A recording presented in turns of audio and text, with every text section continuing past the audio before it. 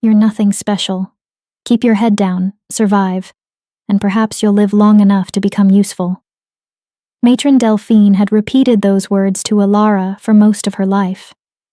But when a girl awakened, surrounded by enormous wolves with glowing eyes and ancient power burning through her veins, she learned that survival had never been the real plan. It had always been destiny, and destiny had teeth. Chapter 1. The Half-Blood. Nobody. Ilara's fingers were cracked and bleeding as she scrubbed the stone floor of Silver Pine Orphanage for the third time that morning. Delphine stood above her with folded arms, her sharp face twisted in familiar disgust. Pathetic, she muttered. 16 years old and still unable to shift. Half-blood trash. Ilara kept her eyes lowered. Long ago she had learned that eye contact only invited more punishment. Her tangled dark hair concealed the bruise on her left cheek, left there the previous day after she dared to answer back. My Vivian shifted at 12, Delphine continued, her voice coated in false concern. 3 respectable wolves from the northern pack are already courting her. You'll be fortunate if anyone accepts you as a servant. Ilara's hands trembled, but she continued working. Delphine's insults hurt, because they echoed Ilara's own fears. She was not simply developing late. She believed she was broken, half human, half wolf, and accepted by neither world. Her mother had been human, while her low-ranking wolf father had abandoned them both. When her mother died from fever 7 years earlier, Ilara became a ward of the territory and was sent to Delphine's orphanage, where she was treated more like property than a child. Did you hear me? Delphine kicked her ribs, knocking her across the wet floor. Yes, matron, Ilara gasped. Then hurry. The Alpha's envoy arrives tonight, and I won't let them find this place looking like a hovel. Vivian must make a good impression. Ilara's heart sank. Every 5 years, representatives of the royal pack traveled through the territories to inspect young wolves. Occasionally, they selected promising candidates for service in the capital. To the orphans, it was a chance to escape and begin a real life. But not to Ilara. She had already been rejected twice. During the previous visit, the envoy had barely glanced at her before declaring that unshifted half-bloods were ineligible. After Delphine left, Ilara paused and touched the pendant hidden beneath her ragged dress, the only possession her mother had given her. It was carved from black stone, always warm against her skin and covered with symbols she could not read. You are special, my darling, her mother had whispered, while pressing it into Ilara's hands. Never let anyone convince you otherwise. When the time comes, you will understand. Yet years had passed, and Ilara understood nothing beyond hunger, exhaustion, pain, and the constant ache of being unwanted. Ilara! Vivian's shrill voice echoed from upstairs. Come and do my hair, and don't touch it with those disgusting bloody hands. Ilara looked at her raw fingers, damaged by lye soap and endless labor. She wiped them on her apron and climbed the stairs. Vivian was everything Ilara was not. 19, golden-haired, beautiful, confident, and perfectly shifted since the age of 12. She sat before her vanity, wearing a silk gown, worth more than Ilara would see in a lifetime. It took you long enough, Vivian sneered without turning. The envoy will arrive in 2 hours, and I must look perfect. Mother says that if I impress them, they may recommend me for a position at court. Ilara picked up the brush and carefully worked through Vivian's golden hair. Imagine me in the capital, Vivian continued, admiring herself in the mirror. Surrounded by powerful wolves, perhaps even catching the attention of the Alpha King himself. Ilara said nothing. She simply kept brushing, making herself invisible while Vivian continued admiring her reflection. Of course, you'll never have to worry about any of that, Vivian continued, her voice sweet poison. Mother's already arranged for you to be sent to the mines after tonight. She says there's no point wasting food on a wolf who can't even shift. At least in the mines, you'll be useful. The brush slipped from Elowen's hand. "Pick it up," Vivienne commanded. Elowen bent to retrieve it, her mind reeling. The mines. The place where wolves went to die slowly, crushed by quotas and cave-ins and the toxic dust that destroyed lungs. She'd be dead within a year. "Oh, don't look so dramatic," Vivienne laughed. "Mother's being generous, really. She could have just thrown you out to become a rogue. At least this way, you'll have food and shelter. Basic food and shelter, but still." Elowen finished the elaborate hairstyle in silence, her hands moving automatically while her thoughts spiraled. She had to leave. Tonight. Before the envoy came and went. Before Delphine made good on her threat. She had no money, no plan, but anything was better than the mines. "There," Elowen whispered, stepping back. Vivienne examined herself critically in the mirror, then smiled. "I suppose it'll do. Now get out of my sight. You smell like poverty." Elowen fled to her tiny room, barely more than a closet beneath the stairs, and began gathering her few possessions. An extra dress, her mother's pendant, a piece of bread she'd hidden from breakfast. It wasn't much, but it would have to be enough. She would wait until the envoy's arrival created chaos and distraction, then slip out through the kitchen door. The forest beyond Silverpine was dangerous, full of rogues and wild animals, but Elowen had survived 16 years of Delphine's cruelty. She could survive anything. As the sun began to set, Elowen heard the commotion of the envoy's arrival. Horses, carriages, the excited chatter of the other orphans gathered to watch. She crept toward the kitchen, her small bundle clutched to her chest. She was 3 steps from the door when pain exploded through her skull. "Did you really think I wouldn't notice?" Delphine's voice was ice and fury. "Did you think I wouldn't see you plotting to run?" Elowen's vision blurred as Delphine grabbed her hair, dragging her away from the door. "You ungrateful little leech. After everything I've done for you, fed you, clothed you, given you a roof, this is how you repay me." "Please," Elowen gasped. "I'm sorry, Oh, you will be sorry." Delphine's grip tightened. "I was going to wait until tomorrow to send you to the mines, but I think tonight works better. Right now, in fact. The mine overseer's wagon is outside. I'll tell him you're ready to go." "No." Elowen struggled, genuine fear flooding through her. "Please. Not tonight. I'll do anything. Should have thought of that before trying to steal from me." Delphine's smile was vicious. "That bread in your bundle? That's theft. I could have you whipped for that."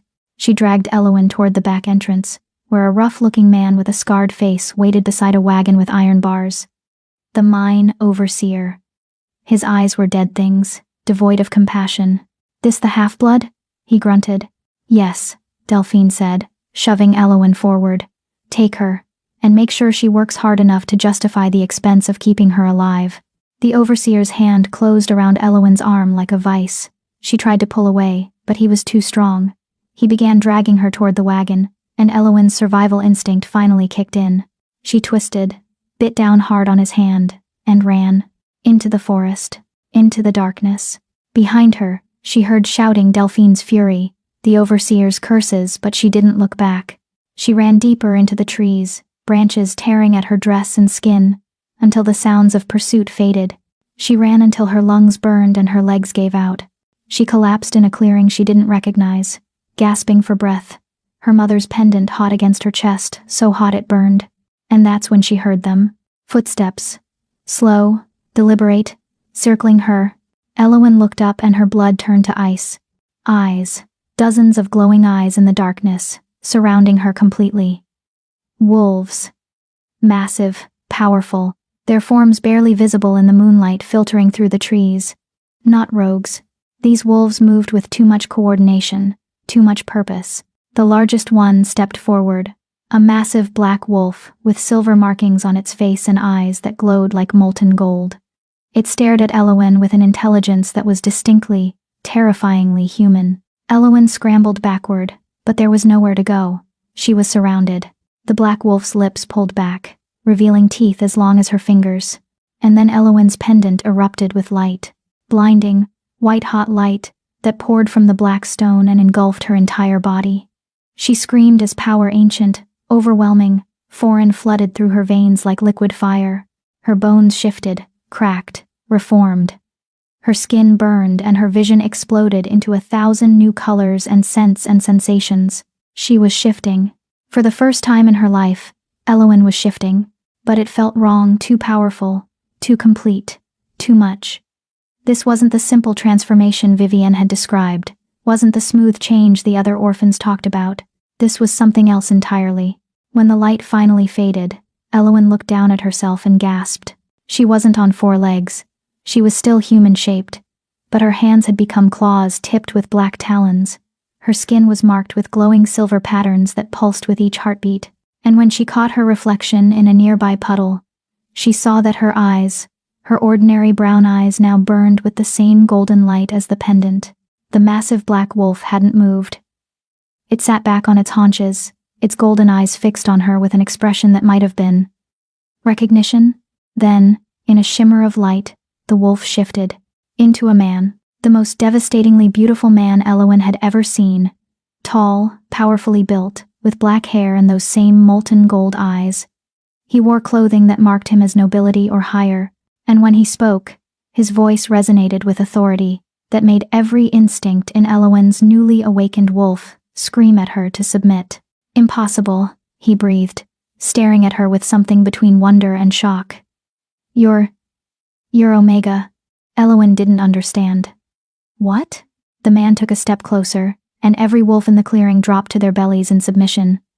He ignored them, his entire focus on Elowen. "The markings, the partial shift, the power in your scent." His voice dropped to barely a whisper. "You're not just Omega. You're Prime Omega. The first in 300 years. "I don't understand," Elowen repeated, backing away. "I'm nobody. I'm just a half-blood who couldn't shift. You've been dormant." The man's eyes tracked her every movement with predatory intensity. "Your power locked away until the right trigger. And now." He inhaled deeply, his pupils dilating. "Now you're radiating enough Omega pheromones to draw every unmated alpha for 50 miles. As if summoning them, howls erupted from the forest. Distant at first, then closer. Many voices, all responding to something Elowen couldn't hear but apparently broadcasted like a beacon. The man's expression hardened. "We need to move. Now." "Who are you?" Elowen demanded, even as more howls joined the chorus. He looked at her, and in his golden eyes, she saw something that made her breath catch. Possession. Certainty. Destiny. "Kale Nightborn," he said, "Alpha King of the Northern Territories." His voice dropped to a growl that vibrated through her newly awakened senses. "And whether you understand it yet or not, you're mine. You've always been mine." He moved faster than thought, scooping Elowen into his arms.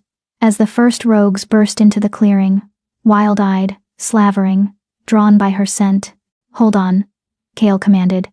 And then he was running, the other wolves forming a protective circle around them, and Elowen's world dissolved into chaos and speed, and the overwhelming certainty that her life had just changed forever. Chapter 2.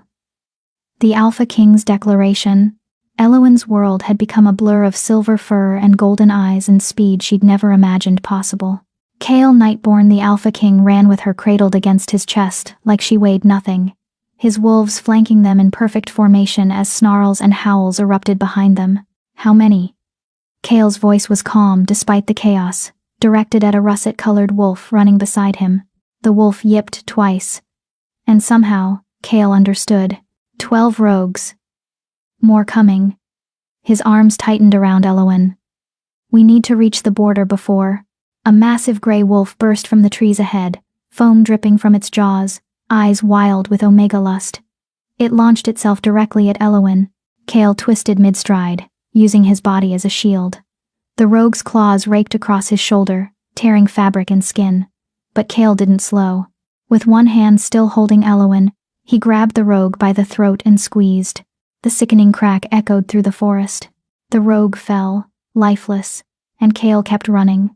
Elowen stared at the blood on his shoulder, black in the moonlight, and realized with terrifying clarity that she'd just watched someone die. Because of her. Because of whatever she'd become. "I don't understand," she gasped. "What's happening to me?" "Later." Kale's jaw was tight. "Right now, survival."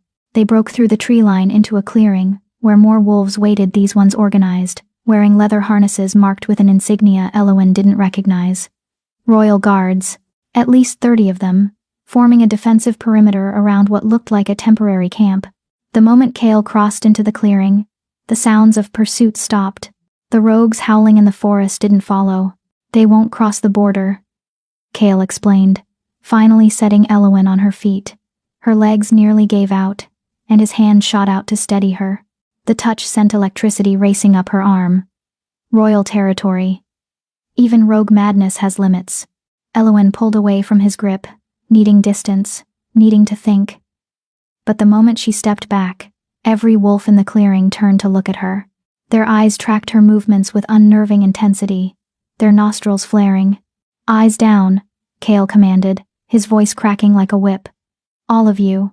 Immediately, every wolf dropped their gaze. The tension in the air lessened, but didn't disappear. Kale turned back to Elowen, and she saw the struggle in his expression. The way his pupils had blown wide, the slight tremor in his hands before he clenched them into fists. He was controlling himself, barely, and the realization made her stomach twist. "You need to understand what you are," he said, his voice rough. "Before sunrise, every unmated alpha within 100 miles will be tracking your scent. Some will try to claim you. Others will try to kill you before you can be claimed. Either way, you're in danger. Then tell me." Elowen's voice cracked. "Tell me what I am. An hour ago, I was just a worthless half-blood who couldn't shift. Now you're calling me Omega and Prime, and saying I belong to you. You're not worthless." Kale's interruption was fierce. "You never were. Someone locked your wolf away, probably when you were a child. A powerful binding spell designed to keep you hidden." Elowen's hand flew to her mother's pendant. "My mother gave me this before she died. She said I was special, that I'd understand when the time came. May I?" Kale held out his hand. Elowen hesitated, then pulled the pendant from beneath her torn dress.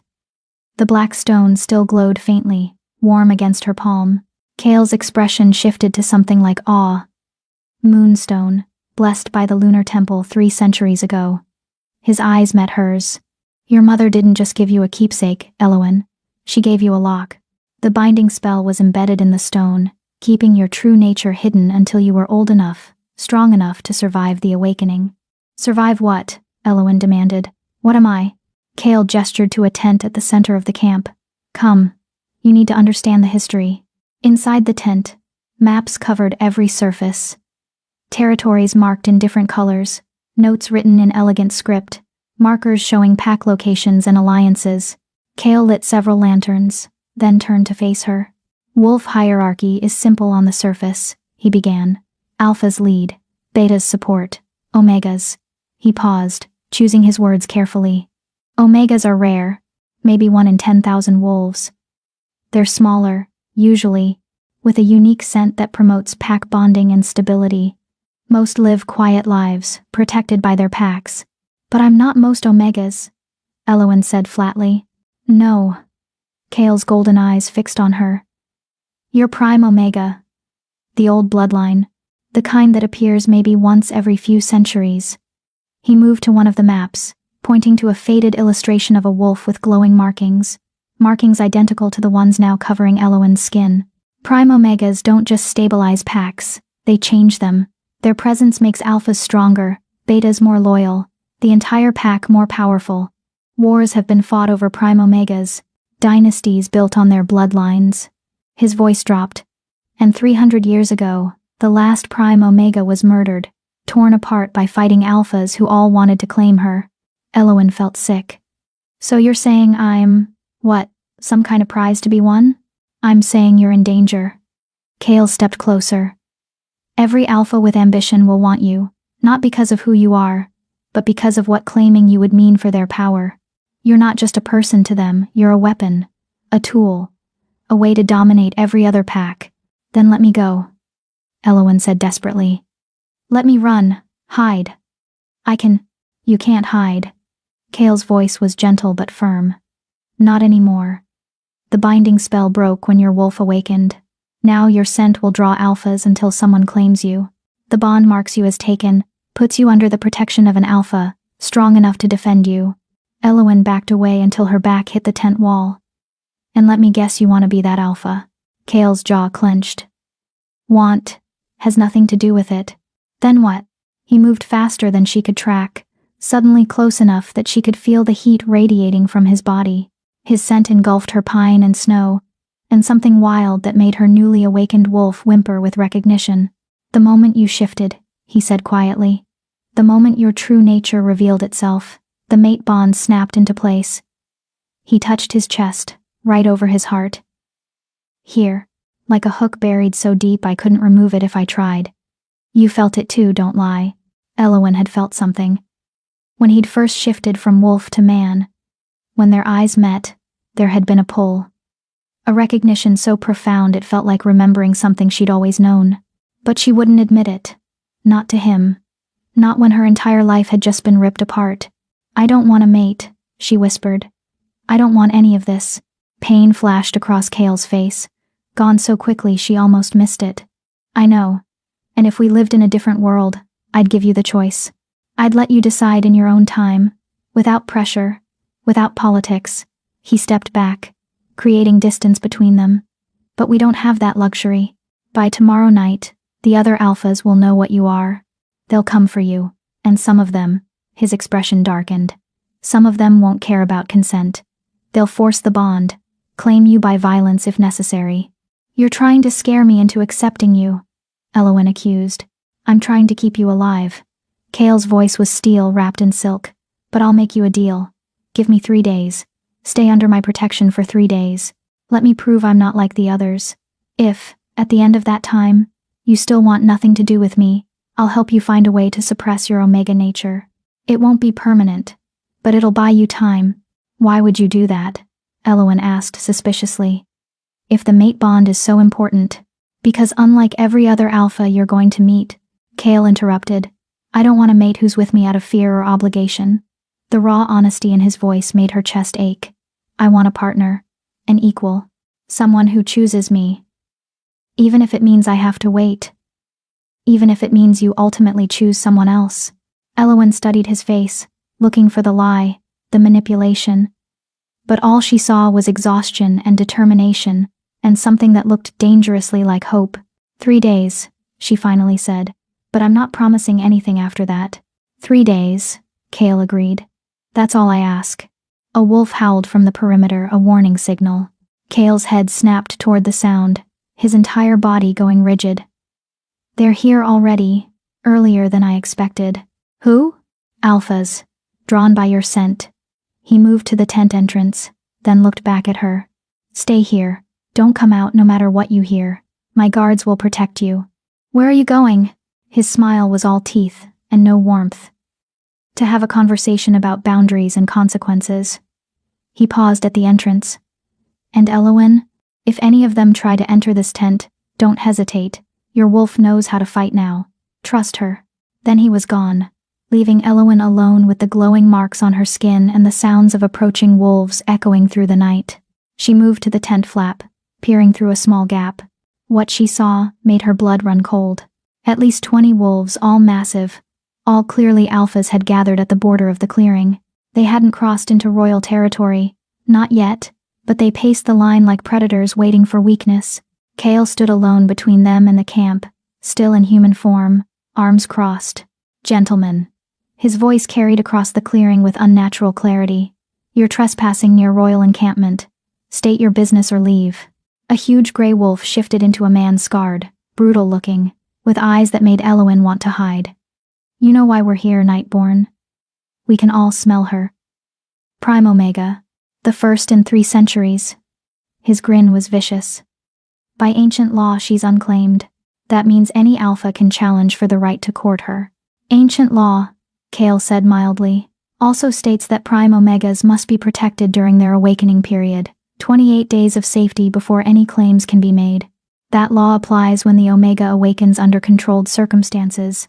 Another alpha called out this one younger, with cunning eyes. Not when she awakens in the wild. When that happens, she's fair game. Murmurs of agreement rippled through the gathered alphas. Kale's expression didn't change. I see. So you're arguing that because she awakened in a forest, pursued by rogues, terrified and alone, She should be considered fair game for any alpha aggressive enough to claim her by force. We're arguing, the scarred alpha said, that you don't have exclusive rights just because you found her first. Found her? Kale's laugh was cold.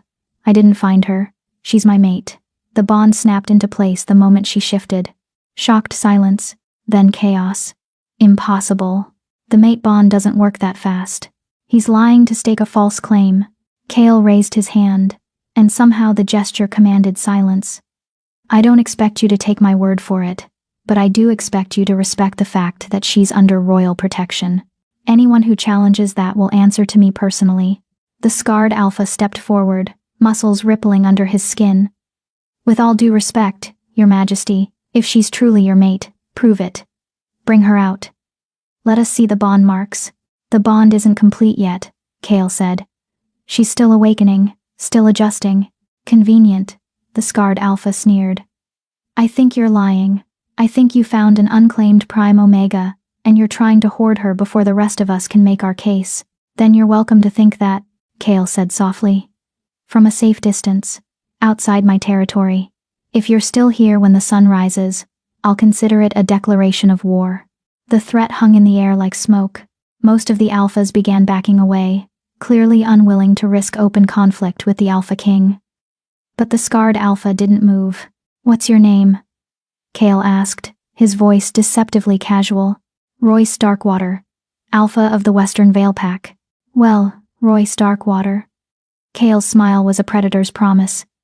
Here's what's going to happen. You and your little delegation are going to leave, now. And you're going to spread the word that the Prime Omega is under my protection and completely off limits. And if we don't? Royce challenged. Kale shifted. It happened so fast Elowen almost missed it. One moment he was human, the next he was the massive black wolf she'd first seen, but bigger, easily twice the size of any other wolf in the clearing, with power radiating from him in waves that made even Elowen's untrained senses scream danger. The russet wolf from earlier shifted to human form, a woman with warrior's scars and fierce eyes. Alpha Darkwater, she called out, her voice carrying clear warning. The king is being generous. Accept his terms and leave.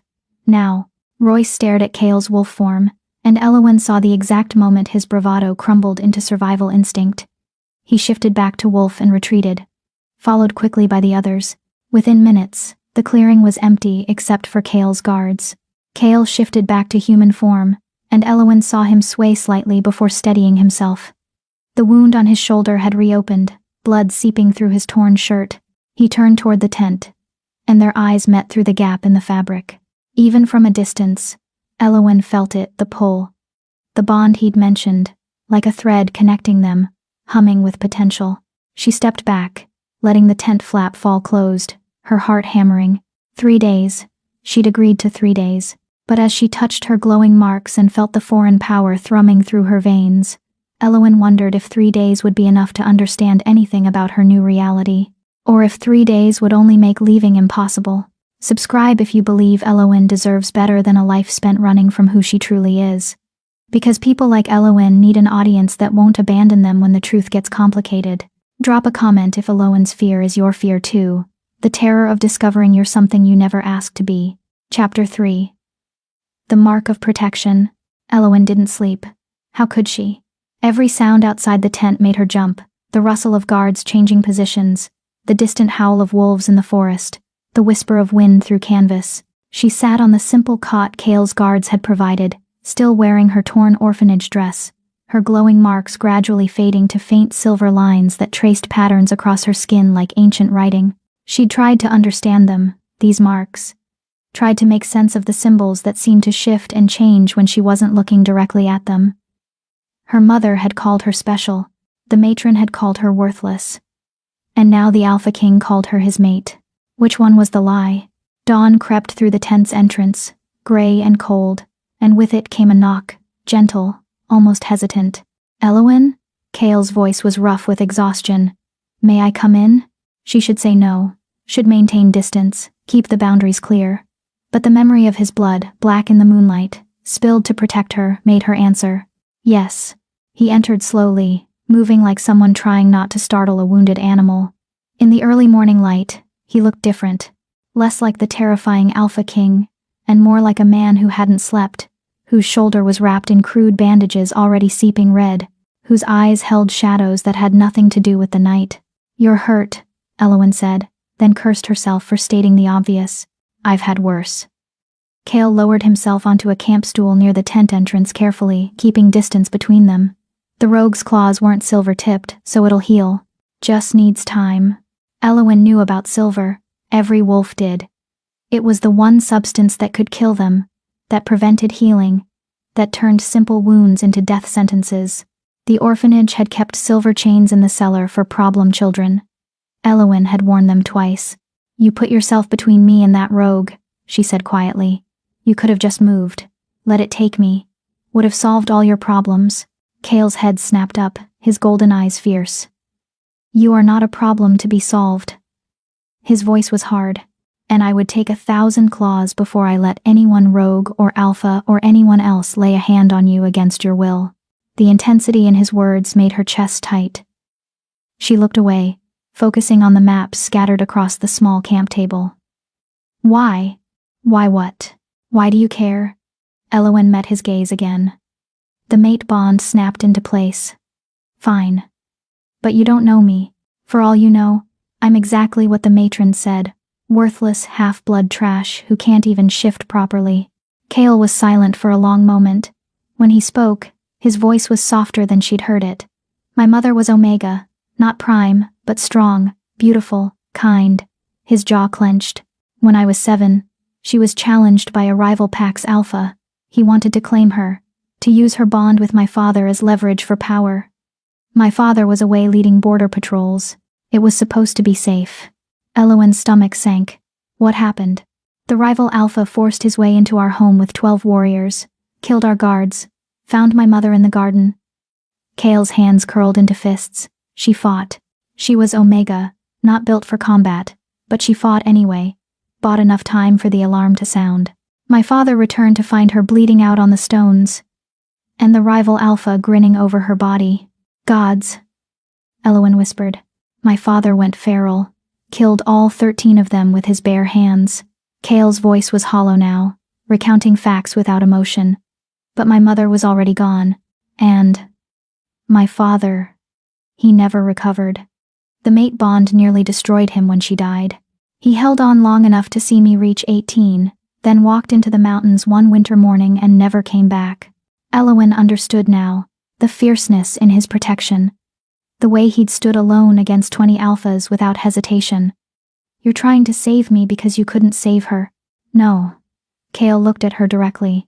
"I'm trying to save you because you deserve to be saved. Because the world that killed my mother, the world that treats Omegas like possessions instead of people, that world needs to change. And maybe if I can protect you, give you the choice she never had, it's a start." The honesty in his words cracked something in Elowen's chest. She'd spent 16 years being told she was nothing, being treated like a burden, a mistake, a creature without value. And here was the most powerful alpha in the territories, wounded and exhausted, telling her she mattered. It was almost too much. "Your bandage is bleeding through," she said, needing to focus on something concrete. "Let me look at it." Cale hesitated. "You don't have to. You protected me. The least I can do is make sure you don't die of infection." When he still didn't move, she added, "Please." That one word seemed to break through his resistance. He moved to sit on the cot, carefully removing his torn shirt to expose the wound. It was worse than Elowen had thought. 4 deep gouges across his shoulder and upper chest, the edges ragged, angry red. The crude bandaging had done little except soak up blood. "This needs proper cleaning," Elowen muttered, looking around the tent. "Do you have medical supplies?" "There's a kit in the chest over there." Elowen found it a surprisingly well-stocked kit with clean cloth, antiseptic that smelled like herbs, and curved needles with thread. She'd watched the orphanage healer work often enough, had even helped a few times when the matron was too drunk to notice. She returned to Cale, kneeling in front of him to get a better angle. This close, his scent was overwhelming, that mixture of pine and snow and wildness that made her wolf stir restlessly inside her. "This will hurt," she warned. "I've survived worse," Cale said again, but she heard the tension in his voice. She began cleaning the wound as gently as possible, but there was no way to make it painless. To his credit, Kale didn't flinch, didn't make a sound, just sat perfectly still while she worked, his breathing carefully controlled. "You learned medical care at the orphanage?" he asked after a moment. "I learned a lot of things at the orphanage, most of them about survival." Elowen rinsed the cloth and started on the second gouge. "The healer there was decent when she was sober. She'd let me watch her work sometimes. Said I had steady hands." "You do," Kale observed. "Steady and gentle." Something in his tone made her look up. Their faces were inches apart, his golden eyes fixed on her with an intensity that stole her breath. She could see flecks of amber in those eyes, could count each individual eyelash, could feel the heat radiating from his skin. The mate bond hummed between them, that invisible thread she was starting to recognize, pulling them together like gravity. Elowen forced herself to look back at the wound. "Tell me about being Alpha King. What does that actually mean?" If Kale noticed her deflection, he didn't comment. "It means responsibility. The Northern Territories contain 43 packs, nearly 20,000 wolves. I'm supposed to keep them safe, prosperous, and at peace with each other, which is..." He paused, searching for words. "Complicated. Some packs have feuds going back centuries. Some refuse to cooperate with neighboring packs. Some want more territory, more resources, more power. Sounds exhausting." "It is." A hint of dark humor crept into his voice.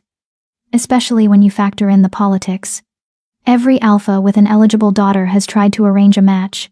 Every pack with a grievance wants my personal intervention, and every decision I make is scrutinized by 43 sets of eyes looking for weakness." Elowen began stitching the deepest gouge, her hands moving with practiced precision. "Is that why you haven't taken a mate before? Too busy dealing with politics?" "Partially." Kale was quiet for a moment.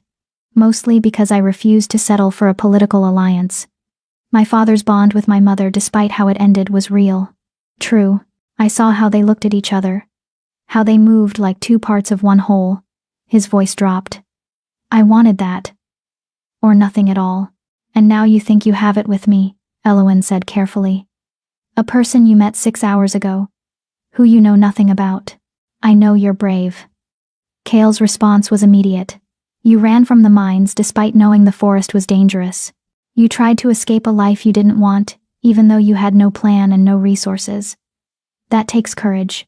That takes desperation," Elowen corrected, tying off the first stitch and starting the second. "Same thing, sometimes." His hand twitched like he wanted to touch her, then stopped. "I also know you're kind. You're treating my wound even though you don't trust me.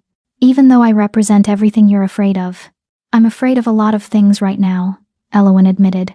"Afraid of these marks. Afraid of these alphas hunting me. Afraid of this bond that apparently decided my fate without asking permission." She tied off another stitch. "But mostly I'm afraid of losing the choice. Of waking up one day and realizing I've become someone else's possession." "You won't." Kale's voice was iron certainty. "Not while I'm breathing." Elowen finished the last stitch and began bandaging the wound with clean cloth.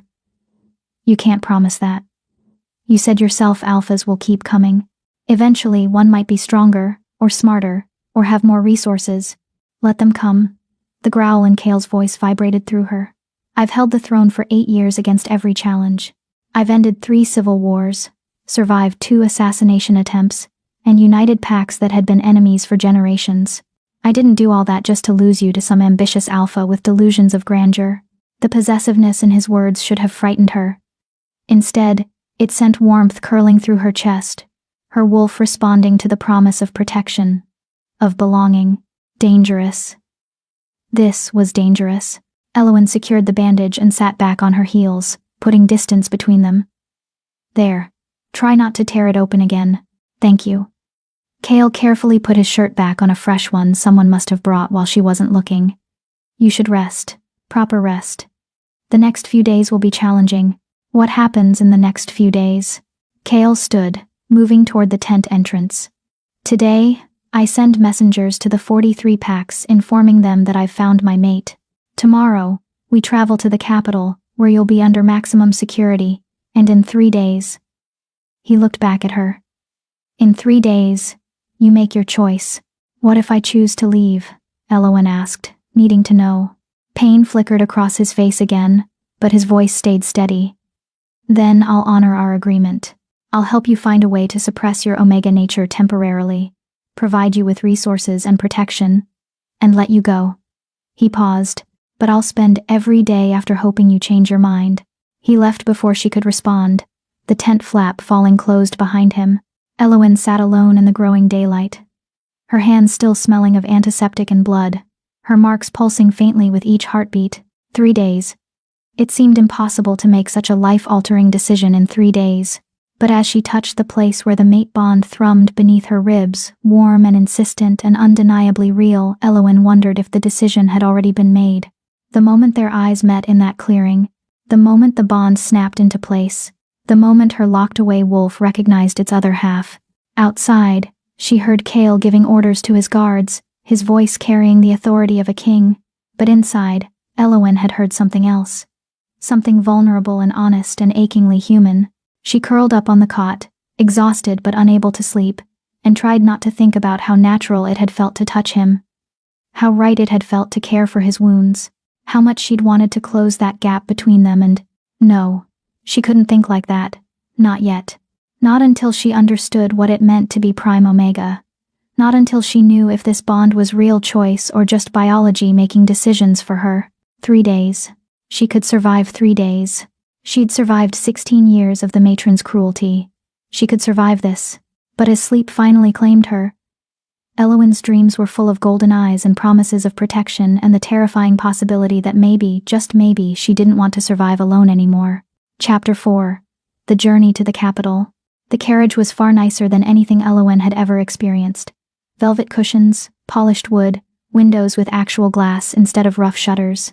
It swayed gently as the horses pulled it along the forest road, surrounded by 30 royal guards in both human and wolf form.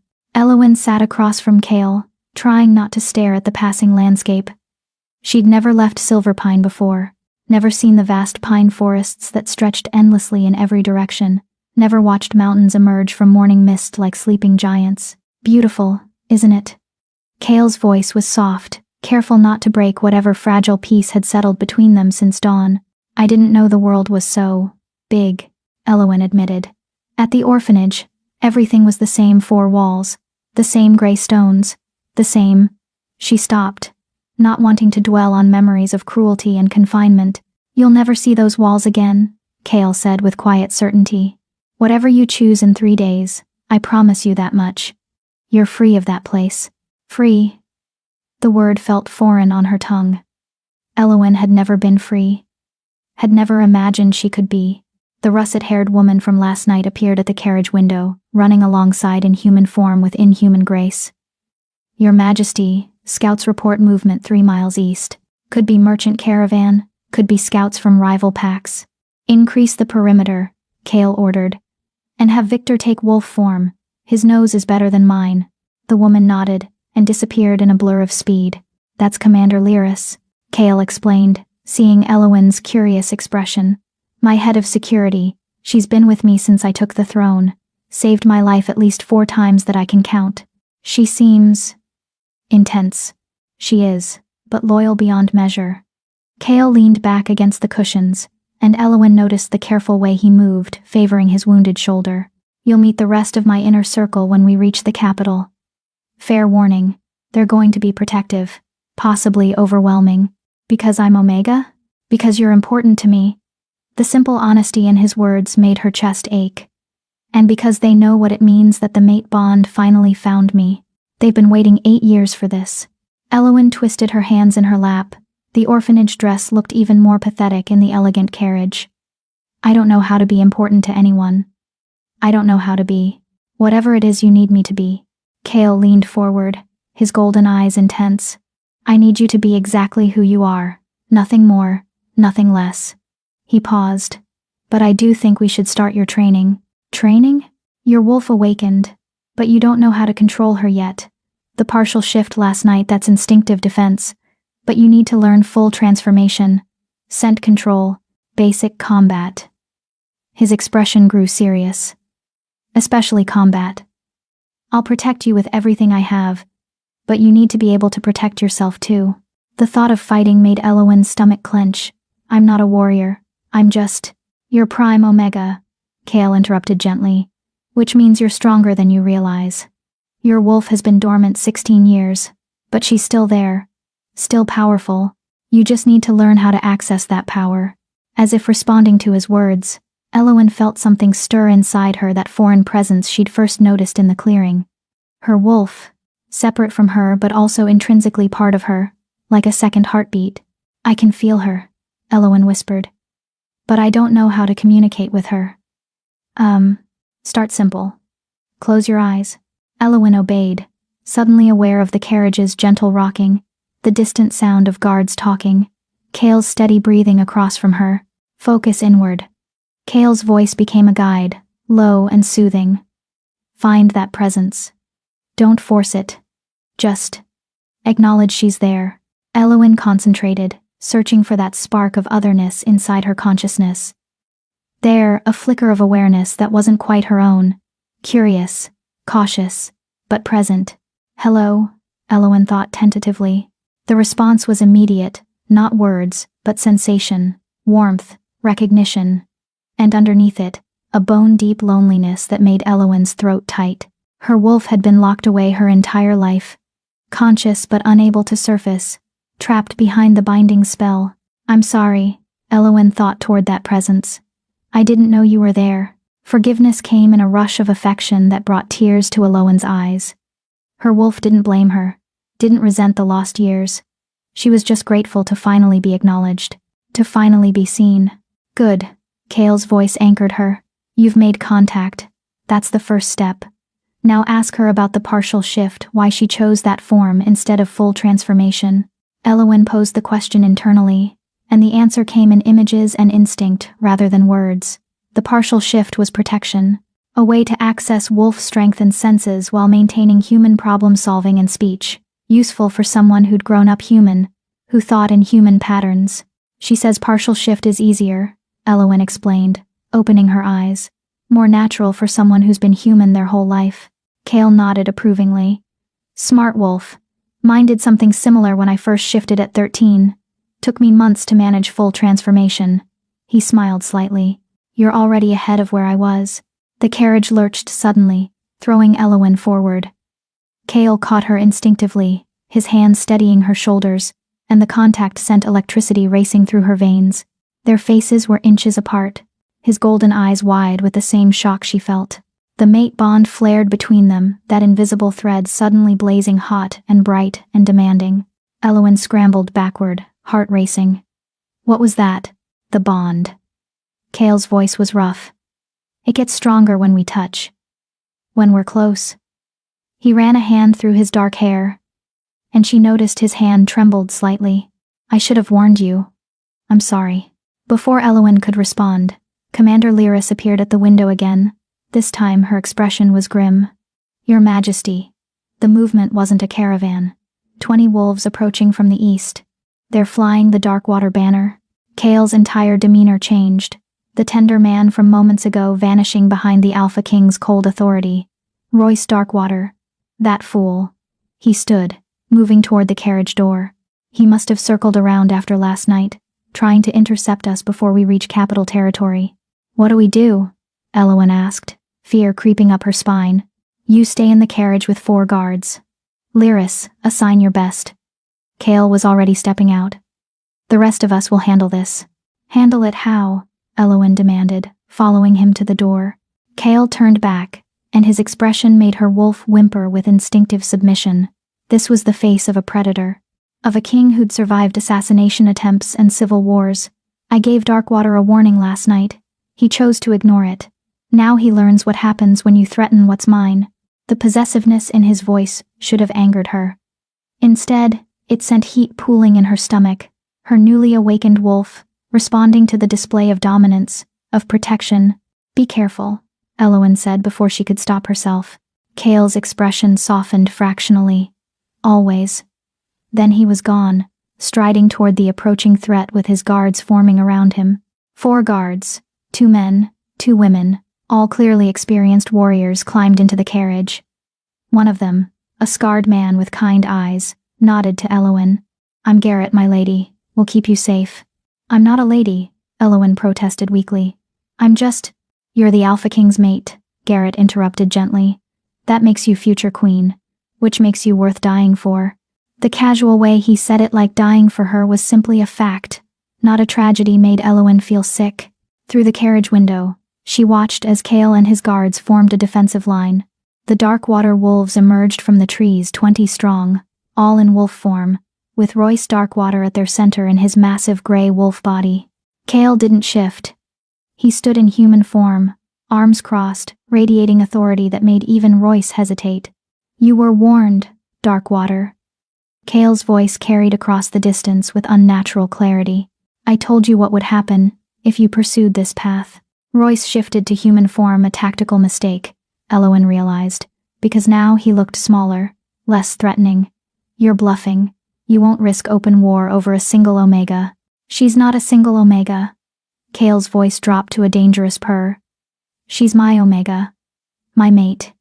And you just made the mistake of calling her single." "The bond isn't complete," Royce argued.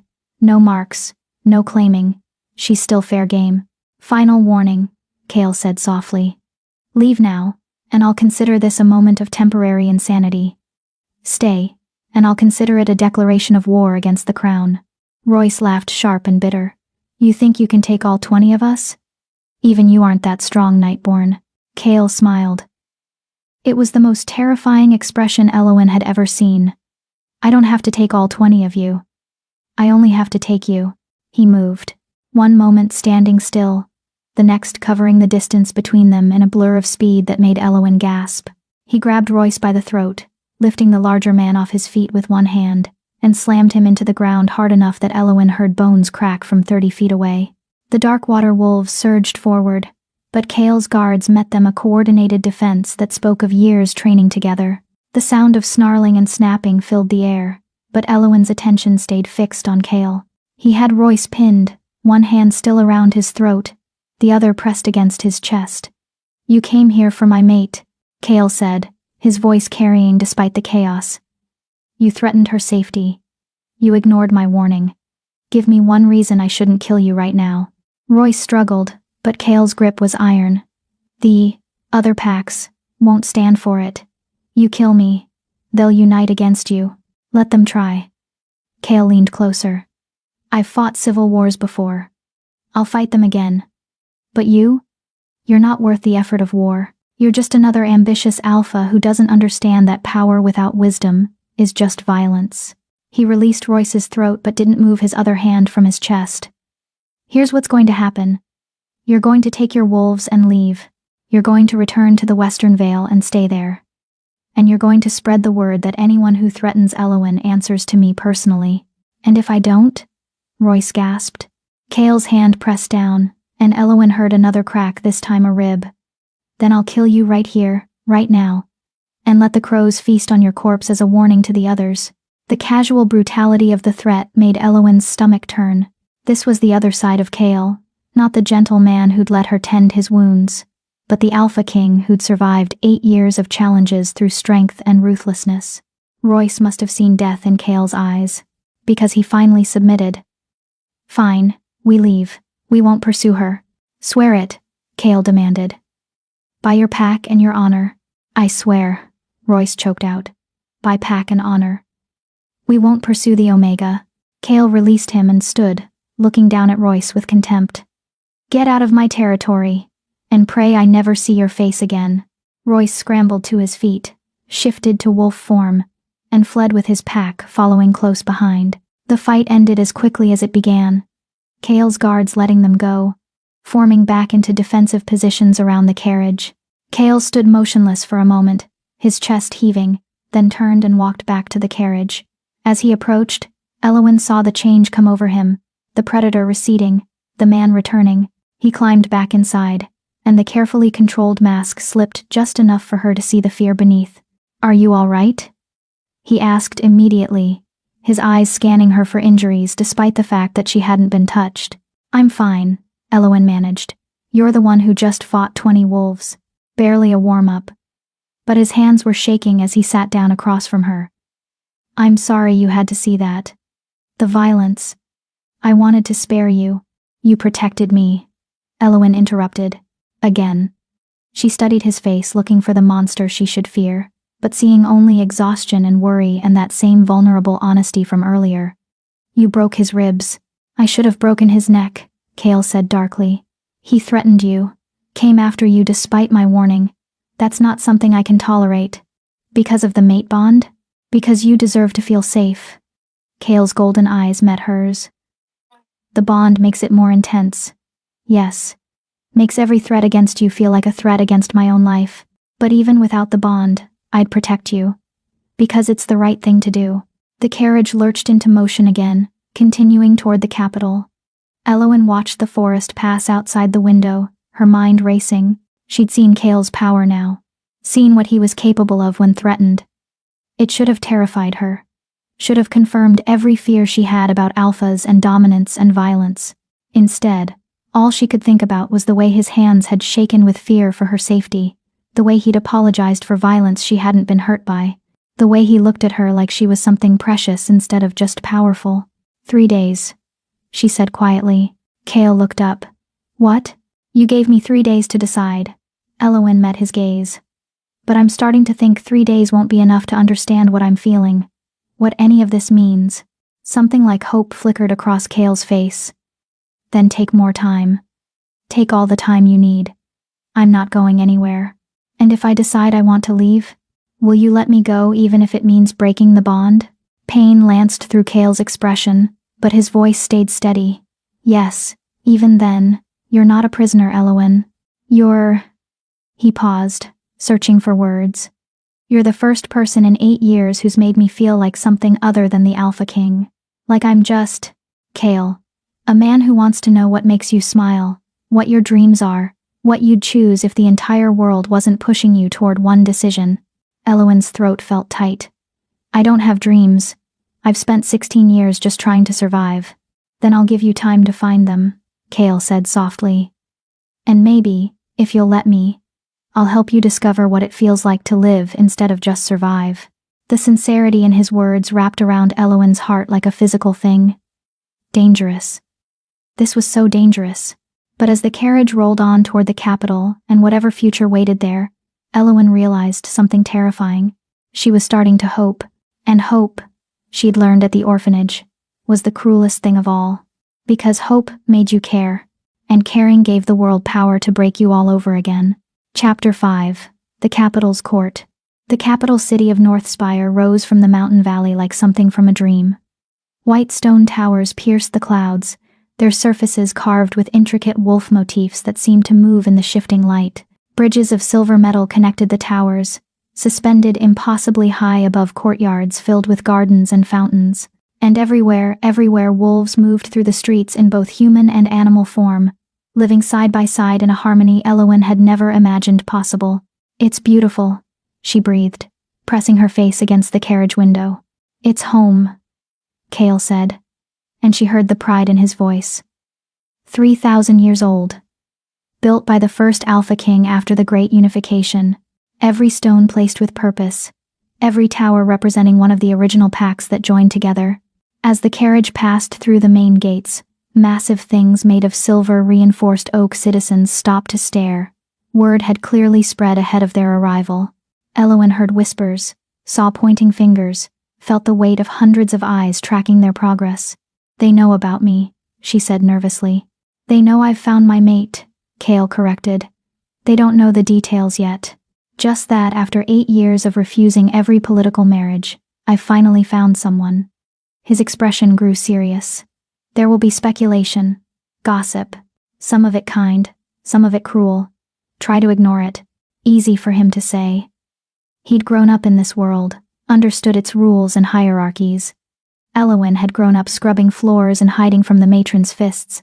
The royal palace sat at the heart of the city, a sprawling complex of interconnected buildings that made the orphanage look like a hovel. Guards in silver armor stood at attention as the carriage rolled through yet another set of gates. These ones, adorned with the royal crest. A black wolf with golden eyes beneath a crown of stars.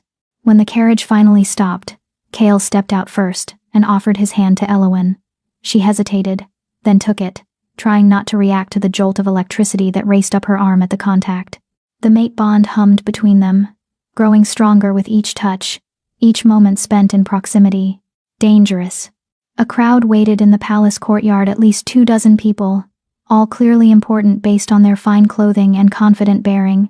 At the front stood a tall woman, with silver-streaked black hair and eyes that assessed Elowen with sharp intelligence. "Your Majesty," the woman said, bowing slightly to Kale before turning her attention fully on Elowen. "And you must be the infamous Elowen. I'm Magistra Elena, the king's chief advisor. Welcome to Northspire." "Thank you," Elowen managed, feeling hopelessly out of place in her torn orphanage dress surrounded by all this finery. "Commander Lyris," Elena continued, "has already briefed us on the Darkwater incident. Security protocols are being updated as we speak." Her sharp eyes returned to Elowen. "You've caused quite a stir, my dear. The capital hasn't been this excited since the king's coronation 8 years ago." "I didn't mean to cause problems," Elowen said quietly. "Problems?" Elena laughed, a surprisingly warm sound. "Child, you're not a problem. You're the solution to about 50 different political headaches I've been managing for years. Do you know how many eligible daughters I've had to politely refuse on the king's behalf? At least 100. And now I can finally tell them all to give up hope." "Elena," Kale warned, but there was affection in his voice. "What? I'm being honest." Elena waved him off. "The girl needs to know what she's walking into." Speaking of which, she clapped her hands twice, and servants appeared as if from nowhere. "Get her to the royal quarters, draw a bath, find appropriate clothing, and for God's sake, get her something to eat. She looks like she hasn't had a proper meal in weeks." Elowen wanted to protest that she could manage herself, but the mention of food made her stomach growl audibly. She couldn't remember the last time she'd eaten properly. Breakfast at the orphanage had been thin gruel, and she'd been running for her life ever since. "Go," Kale said gently. "Get settled. I have meetings I can't postpone. But I'll check on you this evening." He paused, and something vulnerable flickered in his golden eyes. "Unless that's too presumptuous? I don't want to make you uncomfortable." The fact that he asked that the Alpha King was seeking permission from her made Elowen's chest ache. "It's fine. I'd like that." His smile was like sunrise. "Then I'll see you this evening." The servants, 3 women in elegant uniforms, led Elowen through a maze of corridors, each one more opulent than the last. Marble floors, tapestries depicting legendary battles, chandeliers that sparkled with what looked like actual diamonds. It was overwhelming. They finally reached a set of double doors carved with delicate floral patterns. The lead servant, a middle-aged woman with kind eyes, pushed them open to reveal a suite that made Elowen stop dead in her tracks. It was enormous. The bedroom alone was bigger than the entire orphanage common room. A massive 4-poster bed dominated one wall, draped in silver and blue silk. Floor-to-ceiling windows overlooked the city, offering a view that stretched for miles. And through an archway, Elowen could see a bathroom with a tub large enough to swim in. "This can't be for me," Elowen said faintly. "Royal guest quarters," the kind-eyed servant explained. "Until your official status is determined, you'll stay here. If you accept the king's suit, you'll move to the queen's chambers. If you choose to leave."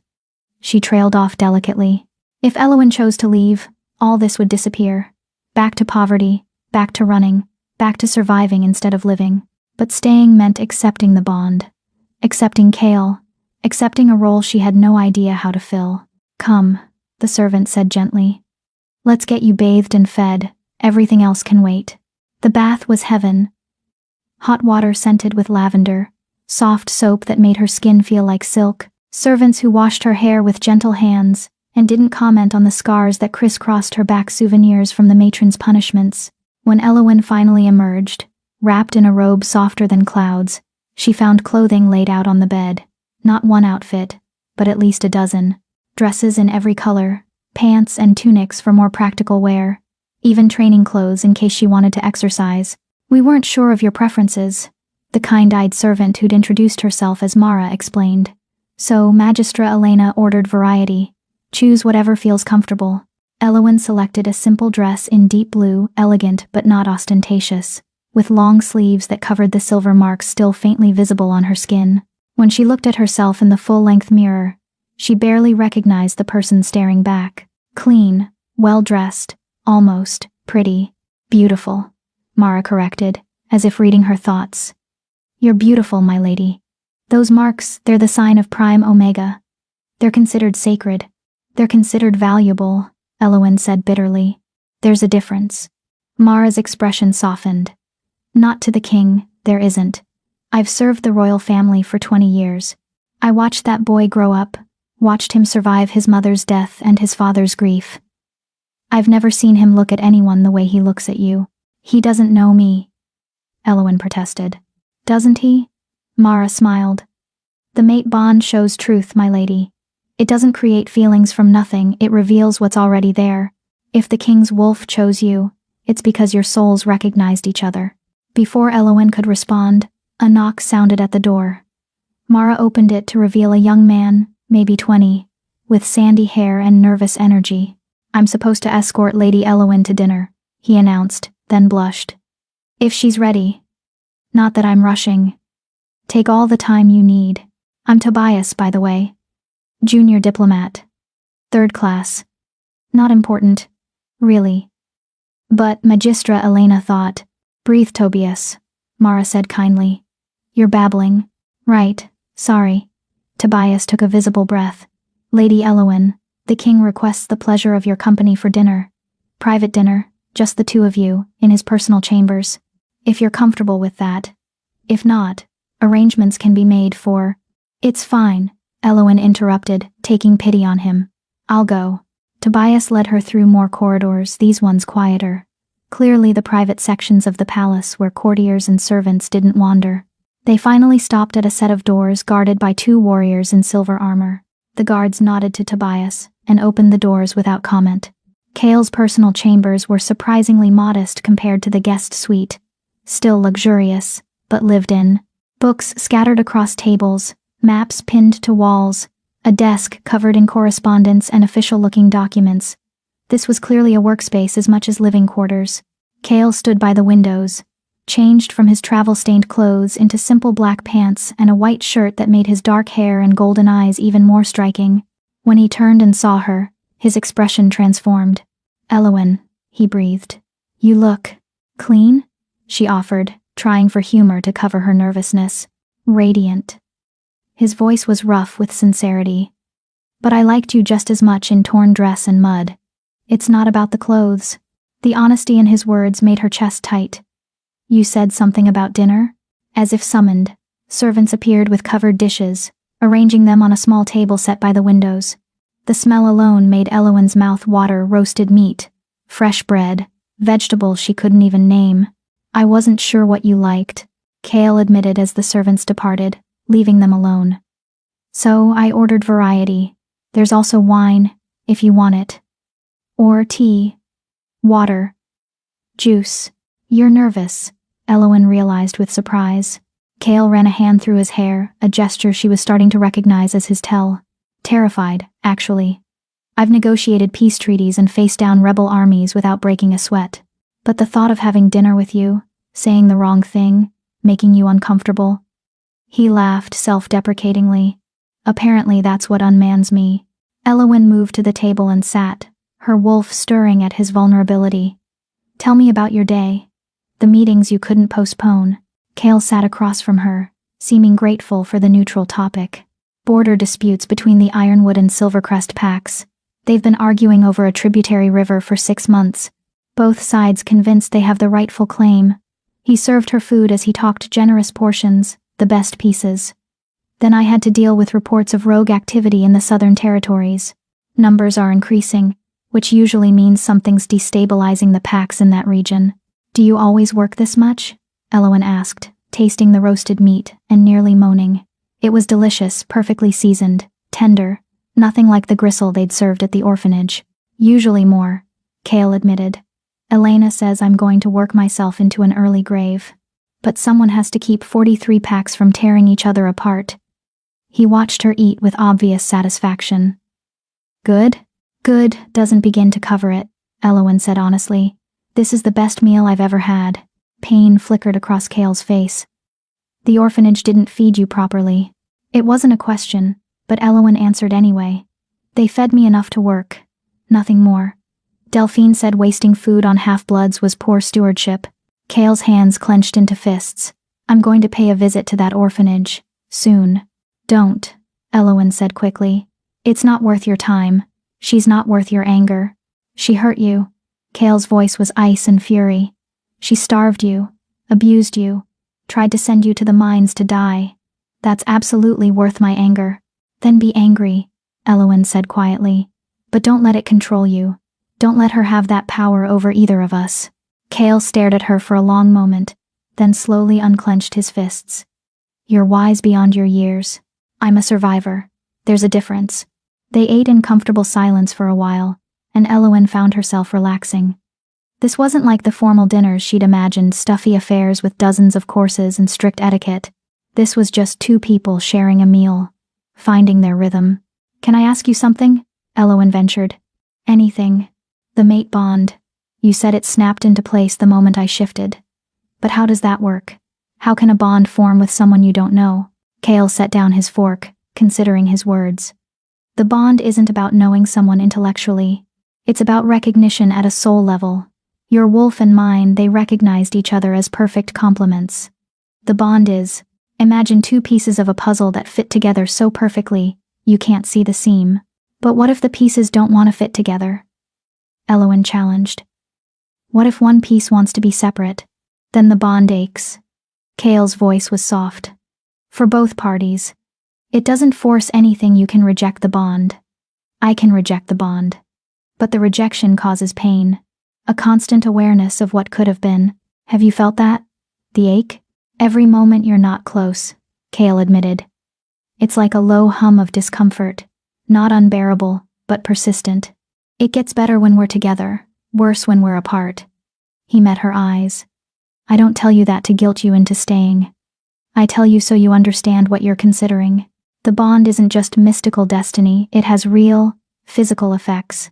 Elowen thought about the pull she'd felt, the way her body had responded when they touched. I feel it too. The pull. It scares me. Why? Because I don't trust it. Elowen set down her own fork. How do I know what I'm feeling is real? How do I know it's not just biology manipulating me into accepting something I'd never choose otherwise? You don't, Kale said honestly. Not for certain. But I can tell you what my mother told me about her bond with my father. She said the mate bond didn't create love, it created opportunity. A foundation of compatibility that could become love if both people chose to nurture it. Did they? Nurture it? Every day. Kale's expression was distant, caught in memory. They had arguments, disagreements, but they chose each other every morning, chose to work through problems instead of walking away. The bond made the connection possible, but they made it real. Elowen absorbed this, turning it over in her mind. And if I reject the bond, what happens to you? I survive. Kale's voice was steady. It'll hurt. Probably for a long time. But I'll survive. I survived losing my mother, losing my father. I'll survive losing you too, if that's what you choose. The casual way he said it, like his pain was inconsequential compared to her freedom, made Elowen's throat burn with unshed tears. I don't want to hurt you, she whispered. I know. Kale reached across the table, stopping just short of touching her hand. But I want you to be free more than I want to be pain-free. That's what love is, Elowen. Choosing someone else's happiness over your own comfort. You don't love me, Elowen protested. You can't. We barely know each other. You're right. I don't love you. Yet. Kale's golden eyes held hers. But I could. I can feel the potential there, like a seed waiting for water, and that's terrifying and thrilling all at once. A knock interrupted them, sharp and urgent. Enter. Kale called, tension immediately flooding his body. Commander Lyris stepped in, her expression grim. Your Majesty, we have a situation. Magistra Elena needs you in the council chamber immediately. What happened? A delegation arrived. 6 alphas representing the Southern Alliance. They're demanding an audience. Lyris's eyes flicked to Elowen. They're demanding to see the Prime Omega. They want proof she exists, and proof of the mate bond. Kale stood, his entire demeanor shifting to the Alpha King. Tell them I'll meet them in 20 minutes. And Lyris? Double the guard on Elowin's quarters. No one gets within 50 feet without my explicit permission. Already done. After Lyris left, Kale turned to Elowin. I'm sorry. I wanted tonight to be peaceful. It's fine. Elowin stood as well, though her legs felt unsteady. What's the Southern Alliance? 6 of the most powerful packs in the Southern Territories. They've been lobbying for more autonomy, more independence from royal authority. Kale's jaw clenched. This is a power play. They're using your existence as leverage. Against you? Against everyone. He moved closer, and this time he did take her hand. The touch sent warmth flooding through her. Elowin, the next few days are going to be politically complicated. There will be challenges, demands, people trying to use you as a pawn. I need you to trust that I won't let anyone hurt you. I do, Elowin said, and realized with surprise that she meant it. Trust you, I mean. The hope that blazed across Kale's face was almost painful to witness. Then hold on to that. No matter what happens, no matter what they say or demand, remember that I'm on your side. He left, and Elowin was escorted back to her chambers by Tobias and 4 armed guards. Once inside, she moved to the windows and looked out over the glittering city. Somewhere out there, 6 alphas were plotting, using her existence as a weapon in their political games, and in 2 days, she'd have to make a choice that would affect not just her life, but the balance of power in the entire Northern Territories. No pressure. Elowin touched the glass, her silver marks faintly visible in the reflection, and wondered if running away would really be so cowardly, or if staying might actually be the bravest thing she'd ever done. Chapter 6. The Southern Alliance's Challenge. The council chamber was enormous, a circular room with towering ceilings, walls lined with silver filigree depicting scenes from wolf history. At the center sat an oval table carved from obsidian, with Kale at the head, and his advisors flanking him on either side. Elowin stood to his right, still in her blue dress, trying to look confident despite the trembling in her hands. 6 alphas sat across from them, their power radiating through the room like oppressive heat. The leader, a broad-shouldered man with obsidian skin and silver-threaded hair, smiled at Elowin with teeth that held no warmth. Alpha King Nightborn, he began, his voice smooth as silk over steel. I am Alpha Zarek of the Sunfire Pack. We appreciate you accommodating our impromptu visit. His eyes shifted to Elowin, though I must say, the rumors don't do the Prime Omega justice. Such remarkable markings. Flattery, Alpha Zarek? Magistra Elena's voice cut through the room like a blade. How unexpected. Not flattery. Observation. Zarek leaned back in his chair. We've traveled far to confirm the rumors, to ensure that what we've heard is true. And what have you heard? Kale's tone was casual, but Elowin felt the dangerous edge beneath it. That you've found your mate, that she's Prime Omega, that you've been keeping her hidden in the capital. Another alpha, younger, with restless energy, spoke up. We want to see the bond marks. The bond isn't complete yet, Kale said smoothly, but the marking will come in time. How convenient, the youngest alpha observed, his voice dripping with mockery. An alpha king with a mate that no one has actually seen marked. We have only your word. Elowin felt Kale tense beside her. My word as alpha king is enough. Is it? Zarek leaned forward, his dark eyes calculating. Because we were wondering if perhaps this Prime Omega wasn't actually your mate at all. Perhaps she's just a convenient fiction, a way to maintain control of the territories without actually binding yourself through the mate bond. The audacity of the accusation hung in the air like poison. That's an interesting theory, Elena said icily. Do you have evidence to support it? We have skepticism, Zarek replied. And skepticism suggests we should verify the claim. The Prime Omega should be tested, proven genuine. Tested how? Kale's voice was deadly calm. The traditional way. Zarek gestured, and one of his guards produced a vial filled with dark red liquid. Prime Omega blood is unique. It should react to wolf essence in a specific way, creating a temporary amplification bond that allows others to sense her true power. Absolutely not, Kale said flatly. There is no traditional test. You're making this up as you go along. Then you're afraid of the test, Zarek observed, which suggests she's not what you claim.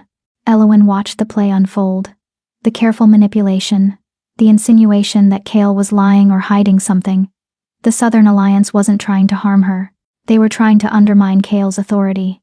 If they could prove he'd lied about finding his mate, they could potentially challenge his right to rule. She understood politics now, had learned about power dynamics in the last hours of observation, and she understood that Kale was caught in a trap of his own making.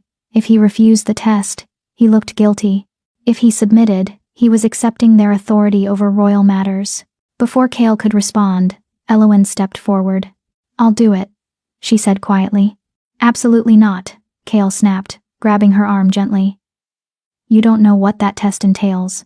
"No," Elowen interrupted, meeting his golden eyes. "But I know that refusing makes you look weak. And I know that the Southern Alliance is counting on your protectiveness overriding your political judgment." She turned to Zarek. "What exactly does the test involve?" Zarek's smile widened. "Wise girl, very wise." He gestured to his guard again. "The blood of a true Prime Omega, when mixed with wolf essence, will amplify the connection temporarily. We'll all feel your power through the bond. No deception possible. And if she refuses to do it afterward?" Magistra Elena asked carefully. "If the test confirms she's Prime, but proves the mate bond false? Then the Alpha King is a liar," Zarek said simply, "and his authority should be questioned." "Unacceptable," Commander Lyris said, her hand dropping to her sword.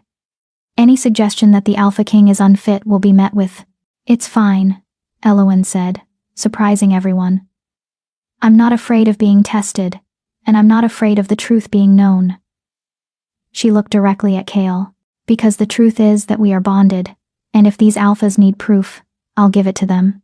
Kale studied her face for a long moment, and she saw the war playing out behind his golden eyes. The alpha who wanted to protect her warring with the king who needed to maintain authority. The king won. "Proceed," he said quietly, "but carefully. The Prime Omega is under my protection, and any harm that comes to her will be considered an act of war." Zarek produced a silver bowl and poured the dark red liquid into it. It looked like blood, but thicker, more viscous. "Just a small amount of your blood, my dear, added to this mixture. The effect should be immediate." "I don't." Elowen moved to the bowl before she could second-guess herself. She pricked her finger on a needle one of Zarek's guards offered, and let 3 drops of blood fall into the mixture. The reaction was immediate and violent. The liquid began to glow, first faint, then blindingly bright, a brilliant gold light that pulsed like a heartbeat. The glow spread outward, and Elowen felt it, the connection to every wolf in the room suddenly vivid and clear. She could sense their power, their nature, their dominance hierarchies, could feel them sensing her. Her marks began to glow in response, the silver lines blazing with that same golden light. The power thrummed through her, ancient and overwhelming, and Elowen understood suddenly why alphas would go to war over a Prime Omega. This power, this presence, it was intoxicating. The glow faded slowly, and Elowen gasped, suddenly aware of how much of her energy the display had cost. Kale caught her as her knees threatened to buckle, pulling her against his chest, his hand protective over her marks. "There," he said coldly. "Your proof. She's Prime. The bond is real." His voice was pure alpha command. "And if I hear even a whisper of doubt about either fact, I will personally visit each of your territories and remind you why the Northern Territories are united under my rule." Silence filled the council chamber. Then Zarek slowly applauded. "Remarkable. Truly remarkable." He stood, and the other Southern Alphas followed. "We are satisfied, Alpha King. The Prime Omega is exactly what you claim." He bowed a gesture that managed to be both respectful and insulting. "We look forward to the formal claiming ceremony. The Southern Alliance would like to send a representative as a gift, to show our support." "Your support is noted and appreciated," Kale said coldly. "But unnecessary. The claiming will be private." "Private?" Zarek looked almost disappointed. "How unusual." "Such an important ceremony, and the territories won't be invited to celebrate." "The ceremony will be private," Kale repeated, his tone brooking no argument. "When the time comes." The Southern Alphas departed with promises of future cooperation that sounded distinctly threatening. The moment they were gone, Kale guided Elowen to a chair and lowered her into it. "Are you hurt?" he demanded, his hands running over her arms, her shoulders, checking for damage. "Did that test cause you pain?" "I'm just tired," Elowen said honestly. Her marks had faded back to their usual faint silver, and exhaustion pressed against her like a physical weight. "What was that? What happened?" "Prime Omega manifestation," Magistra Elena explained, moving to offer Elowen a glass of water. "The blood test isn't traditional. Zarek was lying about that, but it works as a sort of catalyst. It forced your power to the surface, amplified it enough that every alpha in the room could sense your true nature without question." "That was dangerous," Kale said quietly, fury underlying each word. "I should never have allowed it." "I'm fine," Elowen said, drinking the water gratefully. "And it worked. They believe me now." "It worked too well," Elena said thoughtfully. "Zarek will be reporting back to the other Southern Alphas. Word will spread that the Prime Omega's power is as significant as legend suggests." She paused. "This changes things politically. Some Alphas will see you as a threat, others as a potential ally. Still, others will try to use you as leverage." "Use me how?" Elowen asked. "By kidnapping you," Lyris said bluntly. "By forcing you to bear their offspring in hopes of inheriting Prime Omega strength. By challenging Kale directly for the right to claim you." She looked at Kale. "Security needs to be tripled. Maybe quadrupled." "Agreed," Kale said darkly. "And I want Elowen confined to the royal quarters when I'm not present. No leaving the palace. No exceptions." That's not necessary," Elowen protested. "It is necessary," Kale said fiercely. "You just demonstrated your power to 6 of the most ambitious alphas in the territories. They're going to be planning how to use that power before they even reach their packs. The safest place for you right now is here, where I can protect you." Elowen wanted to argue, but the exhaustion was overwhelming. The blood test had taken something from her, some essential energy that left her feeling hollow. "Take her to her quarters," Kale instructed one of the guards. "And maintain constant watch. No one approaches without my explicit permission." "Yes, Your Majesty," the guard responded. As Elowen was led away, she looked back at Kale. He was already deep in discussion with Elena and Lyris, planning responses and security measures. The Alpha King had returned, replacing the man who'd shared dinner with her just hours before. In her quarters, Elowen collapsed on the luxurious bed, fully clothed, and fell into a sleep so deep it was almost like drowning. She woke to darkness, and the sensation of being watched. Elowen's newly awakened wolf howled in alarm, and she scrambled for the lamp, her hands glowing faintly with defensive power. The figure in the shadows resolved into Kale. He wore dark clothes, and his expression was carefully neutral. "I'm sorry for startling you. I needed to see you." Elowen's heart hammered against her ribs. "It's the middle of the night." "I know." He moved closer, and she saw the tension in his shoulders, the predatory grace of his movements. "The bond is aching. It's gotten worse since you collapsed. I needed to confirm you were all right." Elowen sat up, suddenly aware of how close they were in the darkness, how intimate the moment felt. "I'm fine, just tired from the test." "You did something incredibly brave today," Kale said quietly. "And incredibly foolish. You could have been hurt, but I wasn't. This time." He sat on the edge of the bed, creating distance between them, but not much. "But there will be other challenges, other tests, other alphas trying to prove you're not what you claim, and I can't protect you from all of it." "Then teach me," Elowen said. "To protect myself, to understand my power, to navigate this world." She paused, "and to understand what this bond means, not as a destined mate, but as a choice, as something I'm actively deciding." Kale's golden eyes burned in the darkness. "Are you deciding? I'm considering," Elowen said carefully. "But I need more than 3 days. I need to understand who I am outside of this bond, outside of everyone's expectations. Then take the time you need." Kale reached out, and when she didn't pull away, he took her hand gently. The bond pulsed between them, warm and alive. "But know that I'm all in, Elowen. However long it takes. Whatever you need to feel safe and sure. Even if I leave?" she asked quietly. "Even if I decide this isn't what I want? Even then." His voice carried the weight of a promise forged in blood and conviction. "I would rather lose you forever than trap you for even one moment." He stood to leave, but Elowen tightened her grip on his hand. Stay, just for tonight. I don't want to be alone. Relief flooded across Kale's face. He removed his dark outer clothes, keeping on his shirt and pants, and lay down beside her on the massive bed, not touching, maintaining careful distance but close enough that she could feel his warmth. Thank you, Elowen whispered. For what? For not forcing it, for giving me a choice. In the darkness, she heard him smile. That's what love does, Elowen. It gives the other person the freedom to leave and prays they choose to stay.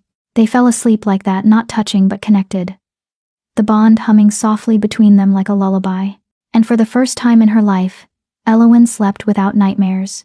Chapter 7. The Second Trial. Elowen woke alone in the massive bed, but the depression in the pillow beside her proved Kale had been there. Morning light streamed through the windows, and she could hear activity in the palace courtyard below. Voices. The sound of horses. The general bustle of a kingdom running. A note lay on the table beside the bed, written in elegant script. Elowen had to attend to border disputes in the Eastern Territories. Should be back by evening. In my absence, Magistra Elena will oversee your training. She's terrifying but brilliant, and I trust her completely. The bond will ache while I'm gone. That's normal. It means we're separated. Don't fight it, just acknowledge it and breathe through it. I'll be counting the hours until I see you again. K. Elowen read the note 3 times, then pressed it against her chest. The mate bond was aching, a low, persistent discomfort that lived in her sternum like a heartache. She wondered if Kale was feeling the same thing somewhere in the Eastern Territories, or if the bond affected them differently. A knock interrupted her spiraling thoughts. Mara entered carrying fresh clothes, training gear in soft leather and reinforced fabric. Magistra Elena is ready for you whenever you are, Mara said cheerfully. She's set up in the training grounds. Fair warning, she's demanding, but she gets results. The training grounds occupied a massive courtyard behind the palace, shaded by ancient oak trees and surrounded by high stone walls. Magistra Elena stood in the center wearing practical clothes, her silver-streaked hair pulled back in a tight braid. She was smaller than Elowen had realized at the dinner. Probably only average height for a woman, but she carried herself with the confidence of someone who'd never questioned their own power. Elowen. Elena greeted her, offering a small smile. Glad you could join me. We have a lot to cover and limited time to cover it.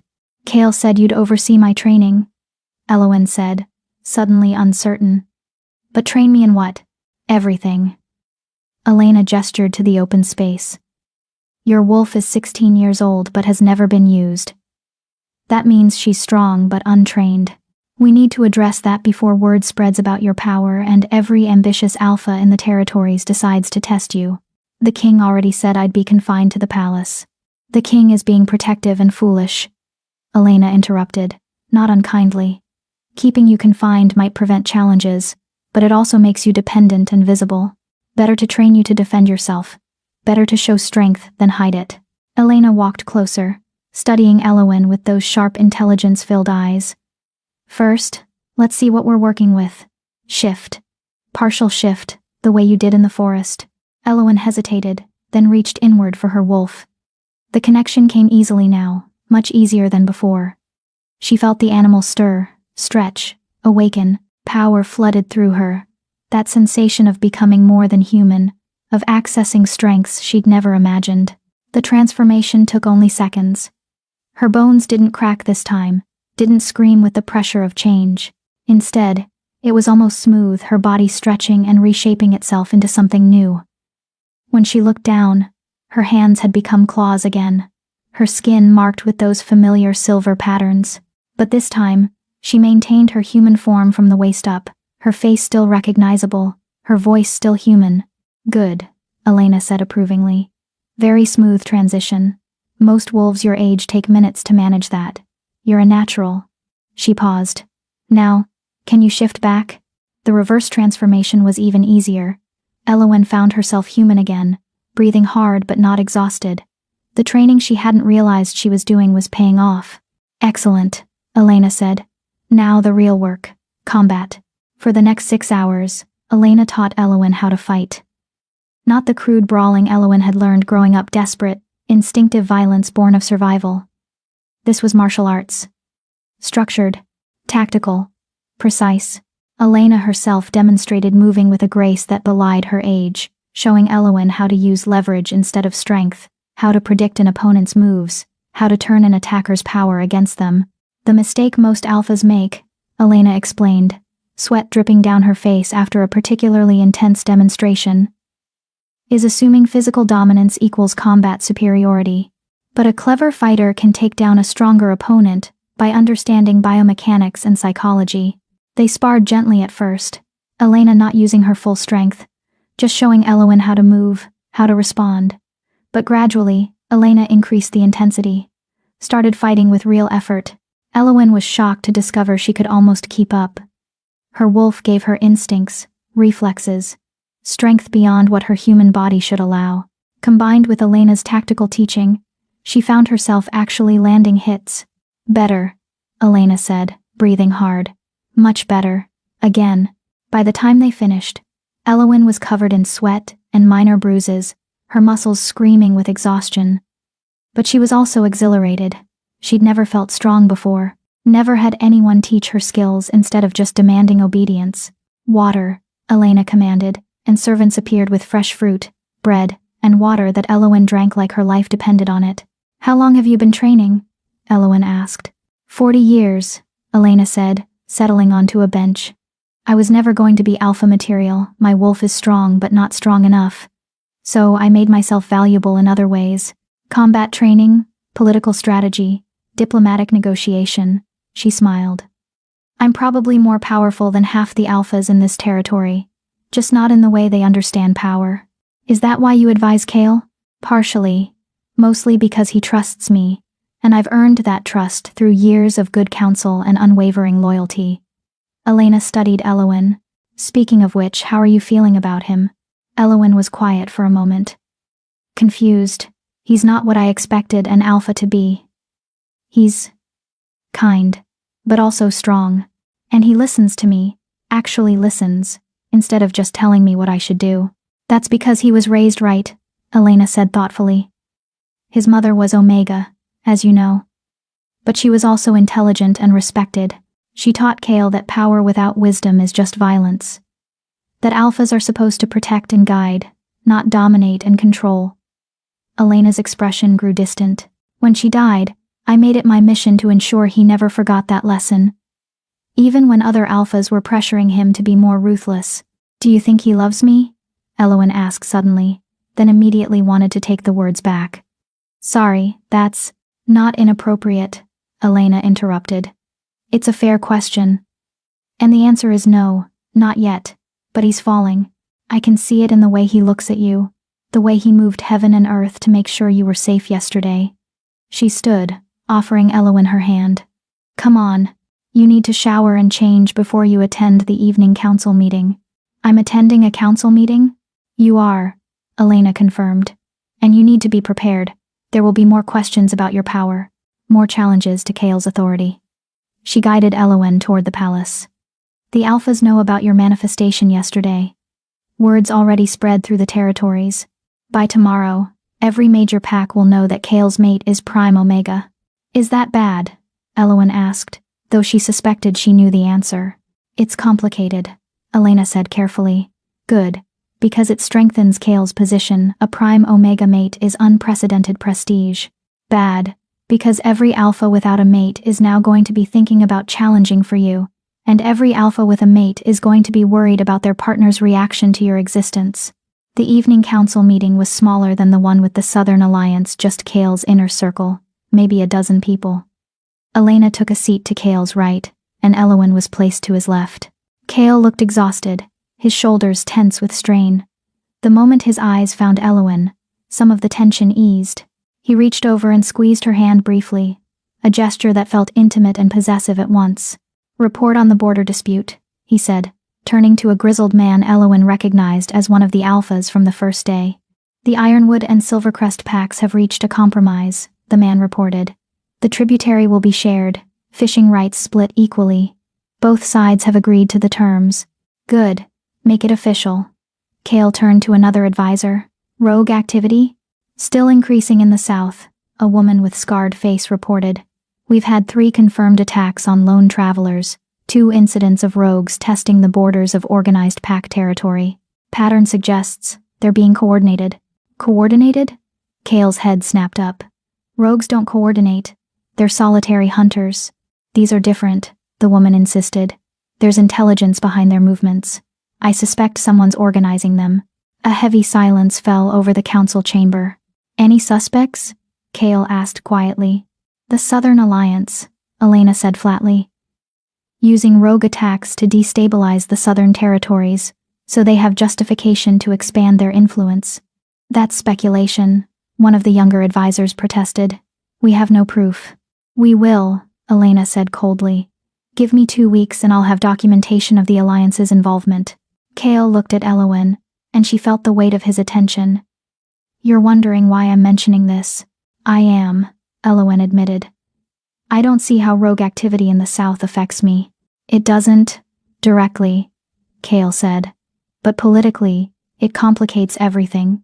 If the Southern Alliance is destabilizing their own territories, it means they're planning something bigger. Likely a challenge to my authority. How do they benefit from that? Elowen asked. You're the Alpha King. Challenging you is suicide. Not if they believe they can win, Elena said quietly. And if they have something that would give them the advantage. She stopped, but everyone in the room understood what she meant. Prime Omega. If the Southern Alliance could capture or turn Elowen, they could use her power to challenge Kale. Her presence would amplify an Alpha's strength, could potentially give someone enough power to compete with Kale's own formidable abilities. Elowen felt sick. They're going to try to take me. Yes, Kale said flatly. Which is why security is being increased further. Elena's already enhanced the training program. And I'm implementing a new policy: you don't leave the palace without at least 10 guards, and you travel in sealed carriages. That's not a life, Elowen said quietly. That's imprisonment. Temporary imprisonment, Kale said. Until we can neutralize the threat. And how long will that take? As long as necessary, Elena said. The Southern Alliance is powerful, but they're not infallible. We have advantages they don't. What advantages? Elowen demanded. Me, Kale said simply. Loyalty from the other territories, and you. I'm not a weapon, Elowen said fiercely, surprising herself with her vehemence. I'm not a tool to be used in your political games. I know that, Kale said gently. But you are a factor in this equation, whether you choose to be or not. Your existence is political now. Your safety is strategic.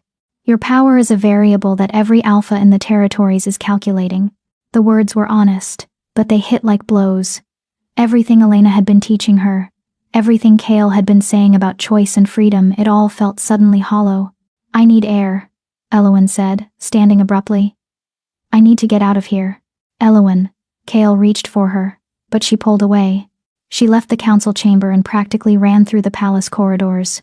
Guards tried to follow her, but she was faster than them in her anger. She found herself on a balcony overlooking the city, her hands glowing with barely contained power. Kale appeared a few minutes later, alone. I'm sorry, he said immediately. I should have warned you before the meeting. Should have prepared you for what you'd hear. I'm not angry at you, Elowen said, though she was. Just not only at him. She was angry at the world, at the circumstances that had trapped her in this role, at the fact that her existence could be weaponized simply by being what she was. I'm angry at all of it. I wanted to have time to figure out who I am and what I want. Instead, I'm trapped in this palace while Alphas plot and scheme and try to figure out how to use me. Then leave, Kale said quietly. Elowen turned to look at him. What? Leave. He stepped closer, his golden eyes sincere. I meant what I said in my letter. I mean what I've been saying all along. If you want to go, I'll help you. I'll provide resources, protection, whatever you need. But you'd lose the political advantage, Elowen said. Having me here, bonded to you, strengthens your position. Yes, Kale admitted. But it also breaks my soul a little bit every time I see you trapped and unhappy. He reached out, and this time Elowen let him take her hand. My mother used to tell me that love is choosing someone else's freedom over your own comfort. I didn't really understand until I met you. Elowen studied his face, the exhaustion, the genuine conflict between what he wanted and what he knew was right. I don't want to leave. Relief flooded across his features. No, Elowen said. But I want to be more than just your protected mate. I want to be part of the solution, not just part of the problem. What do you suggest? Elowen turned back to look at the city spread below them, lights beginning to twinkle as evening turned to night. I want to know what the Southern Alliance is planning. I want to help you stop them, and I want to do it as your partner, not your possession. Kale was quiet for a long moment, then he pulled her close, his hand gentle against her marks. Elena was right about you. You're going to change everything. Is that bad? Elowen asked, resting her head against his chest, feeling the steady beat of his heart and the hum of the mate bond. No, Kale said. It's just what I've been waiting for. A reason to believe that things could be different. That power doesn't have to come with cruelty. That strength can coexist with compassion. They stood like that as the city lights multiplied, as stars emerged in the darkening sky, as the bond between them hummed and strengthened with each shared breath. Elowen still didn't know if she loved him, didn't know if what she felt was genuine choice or biology manipulating her, but she knew she wanted to find out. And that, she was beginning to realize, might be enough for now. Chapter 8. The Conspiracy Revealed. The war room was located deep beneath the palace, a chamber carved from living rock, lined with maps and tactical displays showing troop movements across all the territories. Elowen had been summoned before dawn, when the city above was still sleeping, and told to tell no one where she was going. Elena was already there, along with Kale and a handful of trusted advisors Elowen hadn't met before. The table in the center was covered with documents, correspondence, payment records, troop manifests, evidence. The Southern Alliance isn't just destabilizing the South. Elena began without preamble, pointing to a series of marked locations on the map. They're positioning rogue packs strategically, here, and here, all within striking distance of major trade routes. They've been paying the rogues with supplies and coordination. For what purpose? One of the advisors asked. Control, Elena said flatly. If they can disrupt enough trade, cause enough chaos, they create justification for military intervention. They claim the central authority, meaning Kale, is failing to maintain order, and they step in to restore stability in their territories. From there, it's a short jump to claiming that their intervention should extend to other regions. A slow-moving coup, the advisor realized. Exactly. Elena turned to Kale. But that's not the worst part. According to the documents we intercepted, they have a secondary plan if the slow approach doesn't work. She pulled out a sealed letter, its wax broken, its contents exposed. Elowen leaned forward to read. The Prime Omega represents an unprecedented opportunity. If we can secure her cooperation or her body. If cooperation proves impossible, we gain leverage for direct challenge. An Alpha with Prime Omega amplification could potentially match the King's power. We estimate 67% probability of victory in direct combat. Recommend expedited timeline. Move within the lunar cycle. Elowen's blood went cold. They're planning to kidnap me. Within 28 days, Elena confirmed. They've probably already positioned operatives in the capital. They're waiting for an opportunity, either a moment when your security lapses, or they'll create one by staging some kind of diversion. How do we stop them? Elowen asked. We could execute them, one of the advisors suggested grimly. Send forces south, crush the Alliance before they can act. That starts a war we might not win, another advisor countered. The other Southern packs aren't explicitly aligned with the Alliance. Open aggression could push them toward supporting the challenge. Kale was quiet, his jaw clenched, his golden eyes distant as he processed information. Elowen could see the weight settling on his shoulders, the burden of leadership, the knowledge that whatever decision he made would cost lives. There's a third option, Elena said quietly. We could bait them. Everyone turned to look at her. Explain, Kale said. We let them think they're succeeding, Elena said. We arrange an accident where Elowen's security appears compromised. Not actually compromised, but staged convincingly enough that the Alliance operatives believe the opportunity has come. They move to capture her. We catch them in the act, arrest the operatives, trace the orders back to the Alliance leadership, and if something goes wrong? Kale's voice was dangerous. If the staged capture becomes real? It won't, Elena said with absolute certainty. Because Elowin will be surrounded by our best warriors the entire time. The Alliance operatives won't even know they're being herded. All eyes turned to Elowin. She understood immediately what they were asking. You want me to be the bait, she said. Yes, Elena confirmed. But only if you're willing. This is your decision. I won't force it. Elowin looked at Cale, expecting him to object, to refuse, to protect her at all costs. But instead, she saw understanding in his expression. Respect. The acknowledgement that she was capable of choosing her own path. What would I have to do? Elowin asked. Elena outlined the plan. For the next week, security around Elowin would gradually appear to relax. Her routes would become predictable. She'd be seen visiting the market with fewer guards. A pattern would emerge, one that suggested vulnerability. The Alliance operatives would see the opportunity and move. And when they did, they'd find themselves surrounded by warriors trained and equipped to handle whatever they threw at them. The risk is minimal, Elena assured her. But it's not zero. There's always a chance of an unexpected variable. There's also a chance they don't fall for it, another advisor said. They're not stupid. If they've infiltrated the capital, they'll be watching for traps.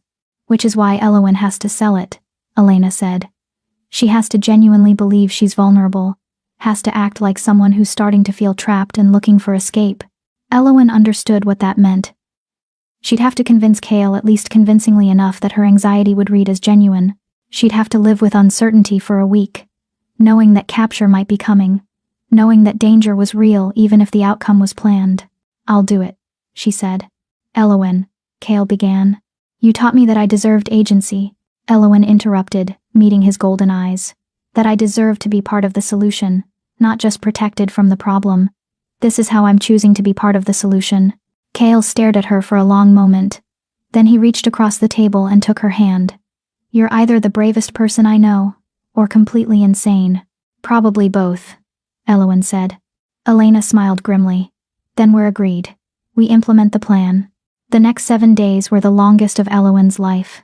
During the day, she acted her part, gradually venturing further from the palace, accepting Cale's suggestion that her constant confinement was making her anxious. She asked for more freedom, pushed against boundaries, made it clear she was starting to chafe under protection. It wasn't entirely an act. At night, she and Cale made love not because they were mated, but because they needed connection, physical proof that despite everything, they were choosing each other. And each time, Elowin felt the bond strengthen, felt the possibility of genuine love growing beneath the surface attraction. I'm scared, she admitted one night, lying in the darkness of Cale's chambers. I know, he said, pulling her closer. But you're safe. Even when it doesn't feel like it, you're safe. What if the plan doesn't work? Elowin asked. What if something goes wrong and they actually manage to take me? Then I burn the world to get you back, Cale said simply. Every territory, every pack, every alpha who stands between us. I would level the entire civilization to retrieve you. The possessiveness should have frightened her. Instead, it felt like being grounded, like knowing that even in the worst-case scenario, someone would fight for her. By the 7th day, tension was at a breaking point. Elowin's anxiety was genuine now the staging had become real. She truly was nervous, truly was vulnerable to the possibility of capture. Elena had secured the final piece of the trap that morning, a message intercepted from Alliance leadership. Operation begins tomorrow. Primary window is the market visit at noon. At 11:45 a.m., Elowin entered the palace market dressed in simple clothes with minimal guards, just two, both undercover in merchant garb, both secretly warriors trained by Elena herself. More guards were positioned throughout the market, disguised as shopkeepers and customers. Elowin browsed the stalls, jewelry, fabrics, fresh produce. Tried to look like just another person in the crowd, though her silver marks glowed faintly with stress beneath her long sleeves. At exactly 12:10 p.m., she felt the shift in the air. The presence of other wolves, moving with predatory coordination. The operatives, there were 5 of them, 2 men, 3 women, all built like warriors, all moving to circle her with precision. They wore no uniforms, no identifying marks, just wolves, in human form, ready to strike. One of them stepped forward, and Elowin recognized the face from the interrogation reports. Marcus, one of the Alliance's most trusted operatives. Prime Omega, he said, his voice carrying just enough to be heard over the market noise but not enough to alarm the civilians. You're coming with us. Don't fight, and no one gets hurt. This was it. The moment of truth. Elowen had been trained to fight, but she was also supposed to play scared. To seem like she might resist, but ultimately recognizing that she was outnumbered, she started to back away, her eyes wide, her marks beginning to glow brighter as she accessed her wolf. No, I'm not. Now, Marcus commanded. Elena's trap sprang. Guards emerged from every direction, swords and weapons at the ready, but they didn't immediately attack. Instead, they created a barrier between Elowen and the operatives, pressing inward, slowly shrinking the space where Marcus and his team could operate. Marcus's face went pale as he realized the trap. He looked at the other operatives, clearly assessing options. They were outnumbered 5-1, and they'd been caught mid-operation. I assume you have a message you'd like us to carry back to your leadership? Elena asked, stepping forward with a smile that was all teeth and no warmth. Marcus made a split-second decision. He grabbed for Elowen anyway, probably thinking that taking her hostage was better than nothing. Elena moved faster than thought. She caught his wrist, twisted it into an angle that made him scream, and disarmed him of the dagger he'd been hiding.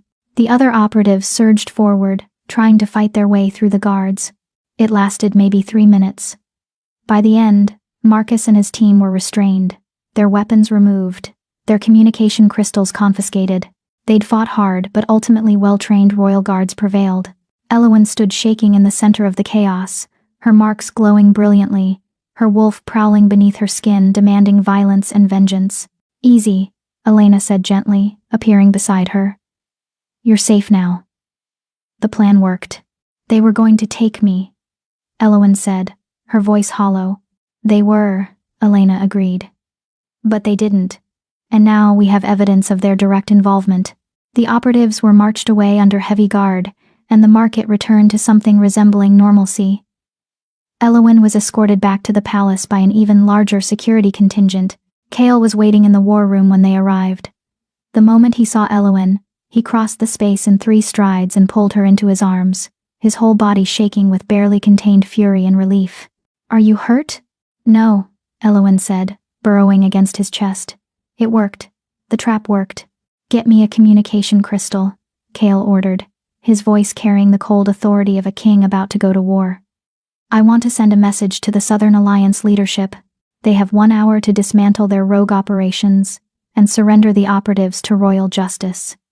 If they refuse, we need to be strategic about this, Elena interrupted. Harsh demands now will only drive them to open rebellion. We need leverage, something they can't counter. We have leverage, Kale said darkly. We have captured operatives who can testify about the Alliance's involvement in organizing rogue attacks.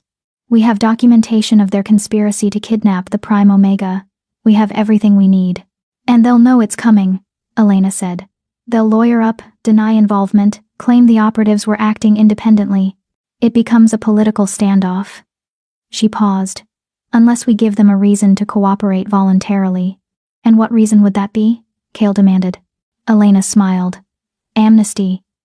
We offer them immunity for all prior crimes in exchange for full confession and cooperation to prevent future rogue activity. Absolutely not, Kale snapped.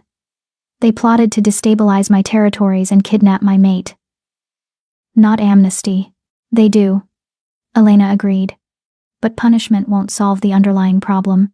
The reason the Alliance felt desperate enough to challenge you was because they saw the southern territories being destabilized and believed they could use that chaos to their advantage. If we offer them amnesty in exchange for dismantling the rogue networks they created and reorganizing the southern territories under cooperative rather than authoritarian oversight, we solve the political problem while also eliminating the military threat. Kale was quiet, wrestling with the logic of Elena's proposal. Finally, he turned to Elowen. What do you think? Elowen was surprised to be asked. I think Elena's right. Punishment feels good, but amnesty solves more problems. She paused. But they need to know there will be consequences if they betray the amnesty agreement. They need to understand that any future violation will result in total destruction. A slow smile crossed Kale's face. You're right, both of you. He turned to his advisors. Draft the amnesty proposal. Include the restructuring terms. The Southern Territories will receive equal representation in royal decisions, but in exchange, they pledge loyalty to the Crown and cooperation on security matters. They'll see that as weakness, one advisor warned. Let them see it however they want, Kale said. In 3 months, when the rogue networks are dismantled and the Southern Territories are prosperous under cooperative governance, they'll understand it was strength. The strength to offer mercy and power sharing instead of just dominance. Elena nodded approvingly. I'll draft the official proposal. As the council began debating terms and logistics, Kale pulled Elowen to the side. I'm proud of you. You were incredibly brave out there. I was terrified, Elowen admitted. That's what makes bravery real, Kale said. It's not the absence of fear, it's acting despite fear. He touched her marks gently. You've changed the course of this entire situation. Without you, we'd be heading toward war. With you, we're heading toward peace. I didn't do anything heroic, Elowen protested. I just didn't run away when you asked me not to. That's exactly what heroes do, Kale said softly. They choose to stay. They choose to fight. They choose to believe that things can be better. He kissed her then, and it felt like a promise. Not just of protection, but of partnership. Of genuine, chosen love building slowly beneath the bond. Elowen kissed him back, tasting possibility and future, and the terrifying realization that somewhere along the way, she'd stopped thinking about leaving. She wanted to stay, not because she had to, not because of the bond or the politics or the role, but because she chose to. Chapter 9. The Claiming Ceremony. 28 days. That's what the ancient wolf law demanded. 28 days from Prime Omega. Awakening to when a claiming ceremony could officially take place. Elowen had reached day 27, and the capital was in a state of controlled frenzy. Despite Kale's initial insistence on a private ceremony, word had spread. The Southern Alliance amnesty proposal had been accepted, which meant the political crisis was averted. The operatives had been tried and convicted, their testimony dismantling the conspiracy. And with the threat neutralized, the territories were eager to celebrate, which meant the private ceremony had evolved into something grander than Elowen had imagined. The night before the claiming, Elowen stood in the royal chambers, no longer the guest suite but Kale's actual bedroom, where she'd been sleeping for the past week, and stared at the dress that had been laid out for her. It was extraordinary.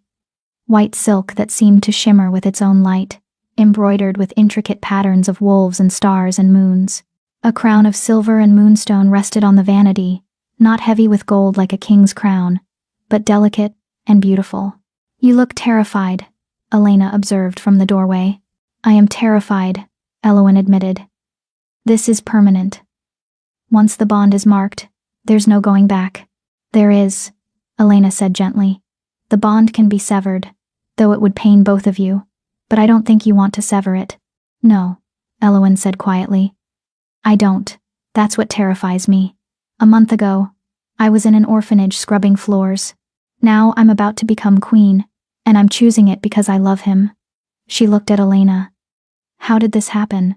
You met someone who saw your worth, Elena said simply. And you let yourself be seen in return. That's all love ever is, two people choosing to be honest with each other. Mara entered, followed by other servants carrying combs and cosmetics and everything needed to prepare a bride. They worked with practiced efficiency, styling Elowen's dark hair into an elaborate updo adorned with moonstone pins, applying makeup that enhanced her silver marks, helping her into the beautiful dress. When they finished, Elowen barely recognized herself. She looked like royalty. She looked powerful. She looked like a queen. Stunning, Mara breathed. The king is going to lose his mind when he sees you.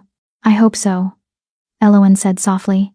The ceremony would take place in the Grand Hall, a massive chamber at the heart of the palace, its high ceilings supported by marble columns carved to look like wolves in mid-leap. Every major alpha in the territories had been invited, along with representatives from the human kingdoms that bordered wolflands. Thousands of people. Elowen waited in an antechamber, trying to steady her breathing, trying not to think about all the eyes that would be on her, trying not to wonder what the girl from the orphanage would think of all this. Tobias appeared, looking nervous in his formal clothing. It's time, he said. Are you ready? No, Elowen said honestly. But I don't think I'll ever be ready. So I might as well do it anyway. The doors to the grand hall opened, and music swelled. A haunting melody played on instruments Elowen didn't recognize. The crowd inside fell silent as she entered, walking down an aisle of white flowers toward where Cale waited. He stood in his formal robes, black and silver, adorned with the insignia of the Alpha King, a crown of black metal and moonstones on his dark head. The moment his golden eyes met hers, the bond flared between them, burning bright and hot and undeniable. His expression transformed wonder and desire and love all mingled together in a way that made her breath catch. Elowen reached him, and Cale took her hands. They were warm, steady, secure. "Hi," he whispered, just for her. "Hi," she whispered back, and despite the thousands of witnesses, despite the weight of politics and position, it felt intimate, private, real. The ceremony master, an elderly wolf with silver hair and the bearing of ancient authority, stepped forward. "We gather to witness the claiming of Prime Omega Elowen by Alpha King Cale. This bond, once marked, will join them in perpetuity unless both parties consent to severance." Cale turned to face Elowen fully. "Elowen, I offer you my loyalty, my protection, my love, and my partnership. I ask you to stand beside me as queen, not behind me as possession. I ask you to challenge me when I'm wrong and support me when I'm right. I ask you to build this future with me, not as duty but as choice." Elowen's throat tightened with emotion. "I accept. I choose you, Cale. Not because of the bond or the crown or any of it. I choose you because you saw my worth when I couldn't see it myself. Because you gave me agency when you could have just dominated me. Because you love me even when I was terrified of what you were." She paused. "I want to stand beside you. As your partner, your equal, your queen." The ceremony master nodded, then proceed with the marking. Cale leaned down, his fangs extending as his wolf rose close to the surface. He bit gently at Elowen's shoulder, just above her heart, marking her with the seal of his claim. The pain was sharp but brief, followed immediately by pleasure that made her gasp. At the same moment, Elowen reached up and found the junction of Cale's neck and shoulder. She let her fangs extend, experiencing the sensation of her wolf rising fully into her consciousness, and marked him in return. The moment her fangs broke his skin, the bond snapped. It was like lightning, like fire, like every nerve in her body suddenly connecting to his. She could feel his emotions, his joy, his relief, his overwhelming love, could feel his thoughts in a vague way, not words, but intentions and feelings, and deep certainty. The marks appeared simultaneously, silver on Elowen's skin, dark on Cale's, both bearing the seal of their union. The grand hall erupted in applause and cheers. Wolves howled from outside the palace, their voices carrying across the capital in celebration, but Elowen barely heard it. All her focus was on Cale, on the connection thrumming between them, on the realization that she was no longer half of anything. She was whole, they were whole. "I love you," Cale said, his voice rough with emotion. "I'll spend the rest of my life making sure you never regret this choice." "I love you too," Elowen whispered, and meant it with every fiber of her being. They were presented to the crowd as the newly bonded pair, the Alpha King and his Prime Omega Queen. The ceremony continued with celebrations and feasts that lasted hours, but finally, mercifully, they were allowed to retire. In Cale's chambers, their chambers now, Elowen felt a sudden wave of shyness.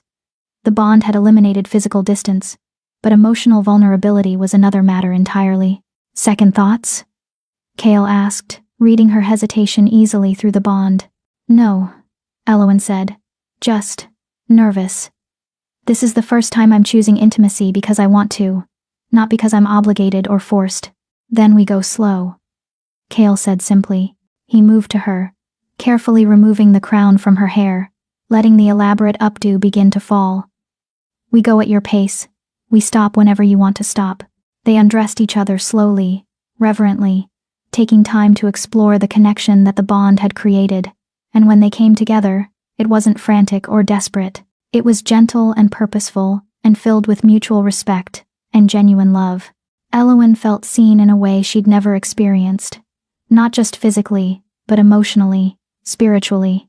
Cale knew her now in ways that went beyond physical attraction. He knew her fears, her hopes, her dreams, and he loved her anyway, loved her because of those things.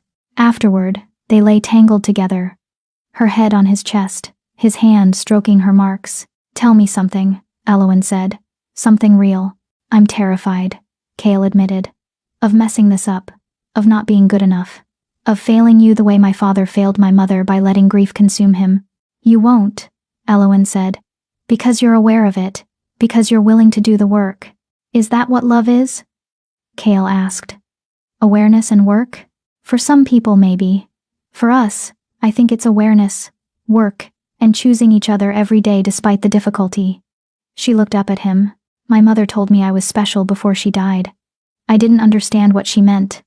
I thought she was just being a mother, offering comfort." Elowen paused. "But she was right. I was special, not because of my omega nature or my marks or any of that, but because I was brave enough to let myself be loved." Kale kissed her forehead, and she felt his love flowing through the bond like a physical thing. "You're the strongest person I know." "I'm terrified," Elowen corrected. "I have no idea how to be a queen. I don't know royal protocol or politics or anything that's expected of me." "Then we learn together," Kale said. "Elena will help, and you have instincts. You proved that in the market.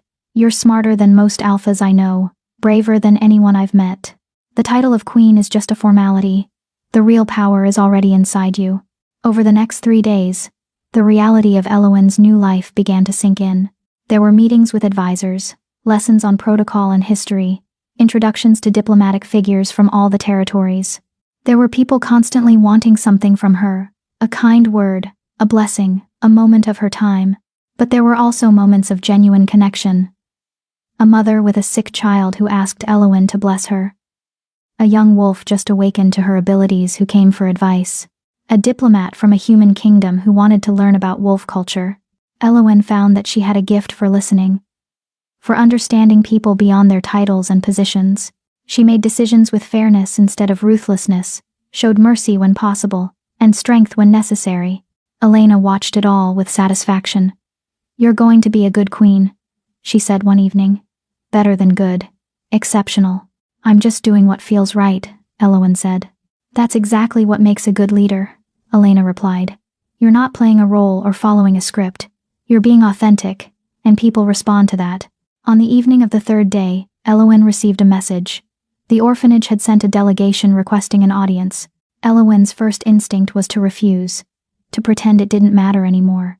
But she'd learned from Kale that running from the past didn't make it disappear. She agreed to meet them in a formal chamber, with guards present, with Kale at her side. Delphine entered looking smaller than Elowen remembered. Shabbier. Less terrifying. Beside her was Vivienne, her golden beauty somehow diminished by the harsh lighting of the palace. "Your Majesty," Delphine said, and the words sounded bitter coming from her mouth. "We've come to offer our congratulations on your claiming." Elowen studied the woman who had controlled her entire life for 16 years, and felt pity. Delphine was trapped in a small world of her own making, unable to see beyond her own limitations and cruelty. "Thank you for coming," Elowen said formally. "I hope the orphanage is well." "We wanted to," Vivienne started, then stopped. "We wanted to apologize for how we treated you." The words were clearly forced, offered because Elowen was now powerful, and it would be foolish to maintain enmity. Elowen could have taken satisfaction in this, in seeing her former tormentors brought low by her success. Instead, she felt nothing but sadness.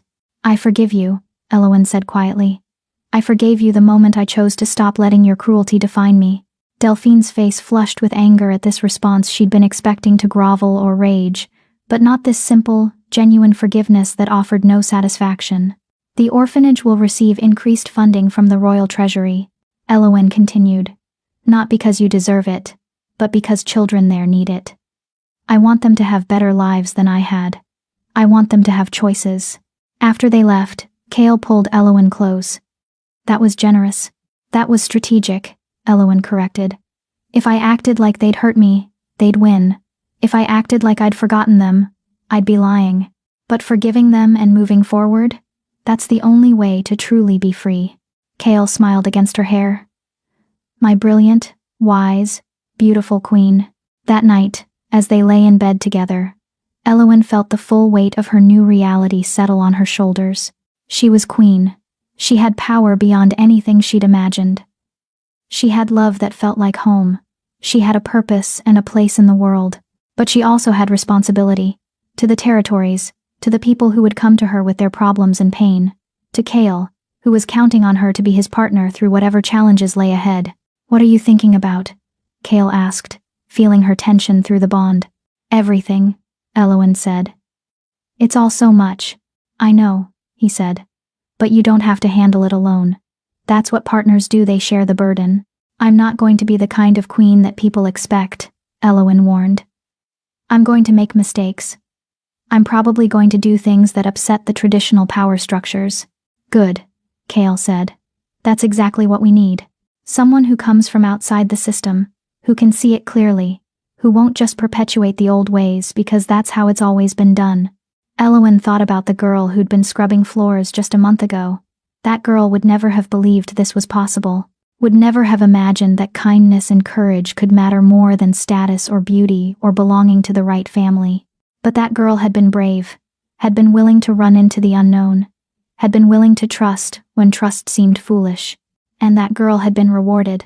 "Thank you," Elowen whispered. "For what?" "For seeing me, for giving me choices, for loving me not despite my scars and my history, but including them as part of what makes me valuable." Kale tightened his hold on her. "Thank you for accepting me, for showing me that strength doesn't have to come with cruelty, for proving that a different way is possible."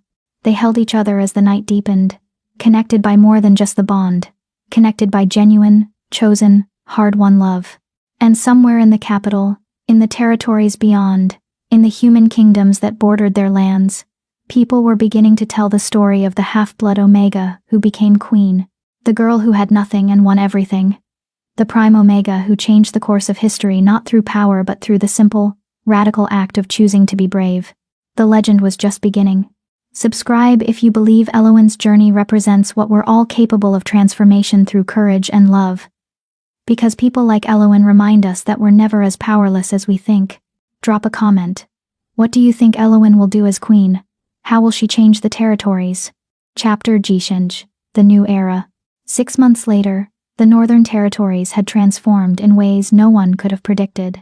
The rogue networks, once a destabilizing force threatening the entire region, had been absorbed into organized pack structures under a new initiative called the Redemption Program. Former rogues were given opportunities to integrate into society, training in trades, housing assistance, counseling for those traumatized by years of solitude.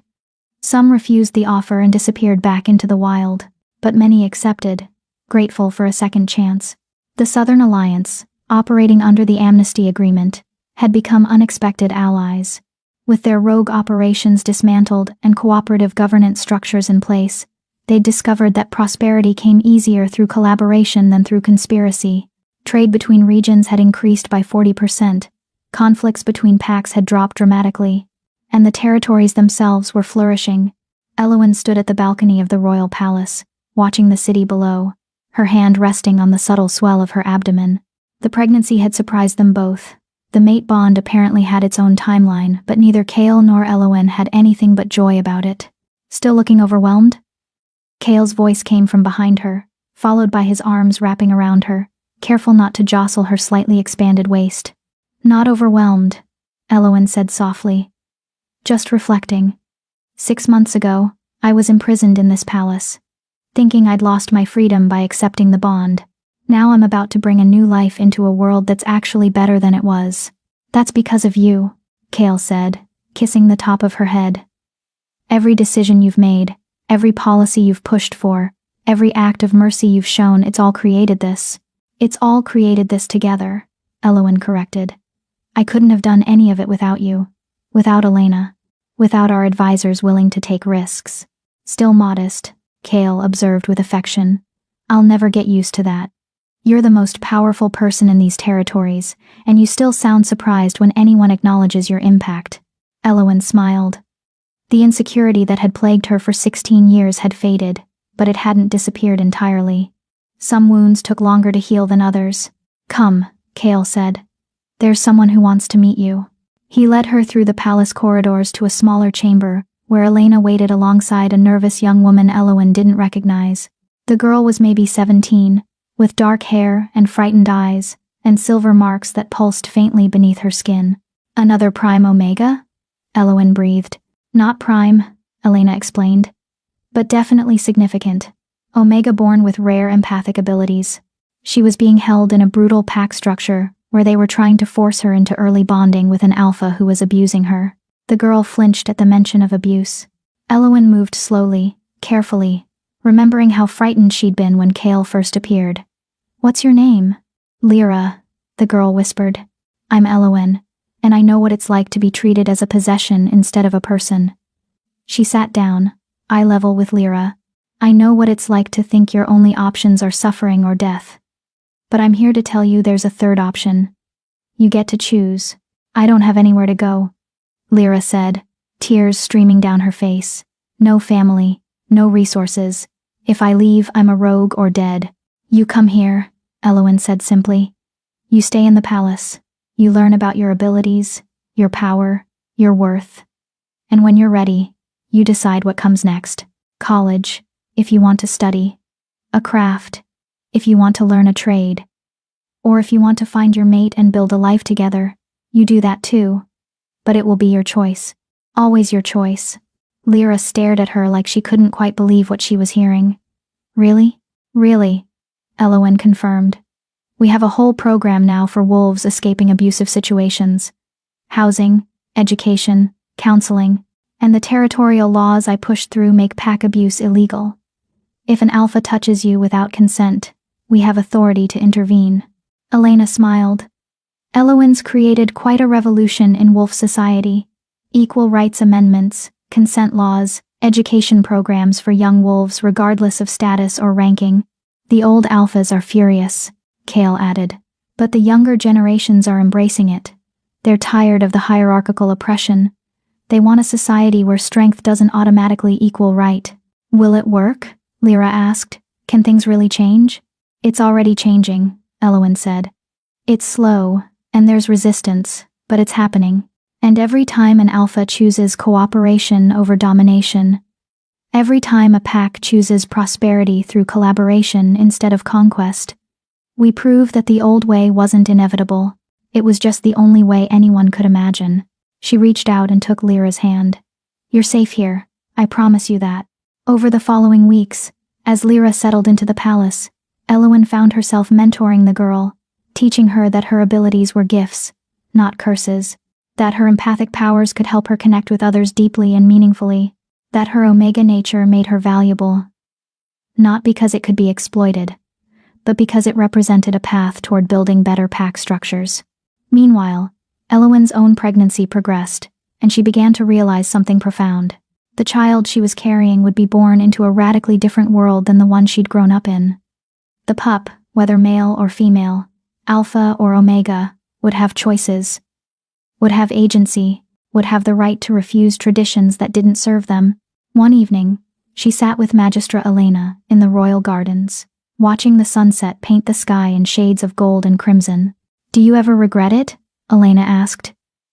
"Taking on all this responsibility? You could have chosen to leave Kale, to live a quiet life somewhere far from politics." "Every day," Elowen admitted. "There are moments when I want to run away, when I'm overwhelmed by the weight of making decisions that affect millions of people. And yet you stay." "I stay because leaving wouldn't free me," Elowen said thoughtfully. "It would just be abandoning people who are counting on me, and I'd spend the rest of my life wondering if I could have made a difference." She touched her swollen belly. "I'm bringing a new life into this world, and I want that life to exist in a place where people are treated with dignity and respect, where power comes with responsibility, instead of just privilege." Elena smiled. "Your mother would be proud." "I think so too," Elowen said softly. She still wore the moonstone pendant her mother had given her, the one that had contained the binding spell, the one that had locked her wolf away until the right moment. She'd had it reset into a necklace after her claiming, and she wore it always. "She told me I was special, that when the time came, I'd understand.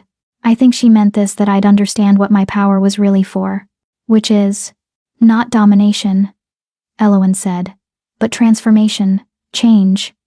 She looked at Elena. "When I first arrived in the capital, I was terrified of everything. Terrified of Kale. Terrified of my power. Terrified that I didn't deserve any of this.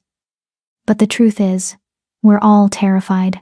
Every alpha, every omega, every creature with power, we're all scared that we'll mess up, that we'll let people down, that we're not good enough.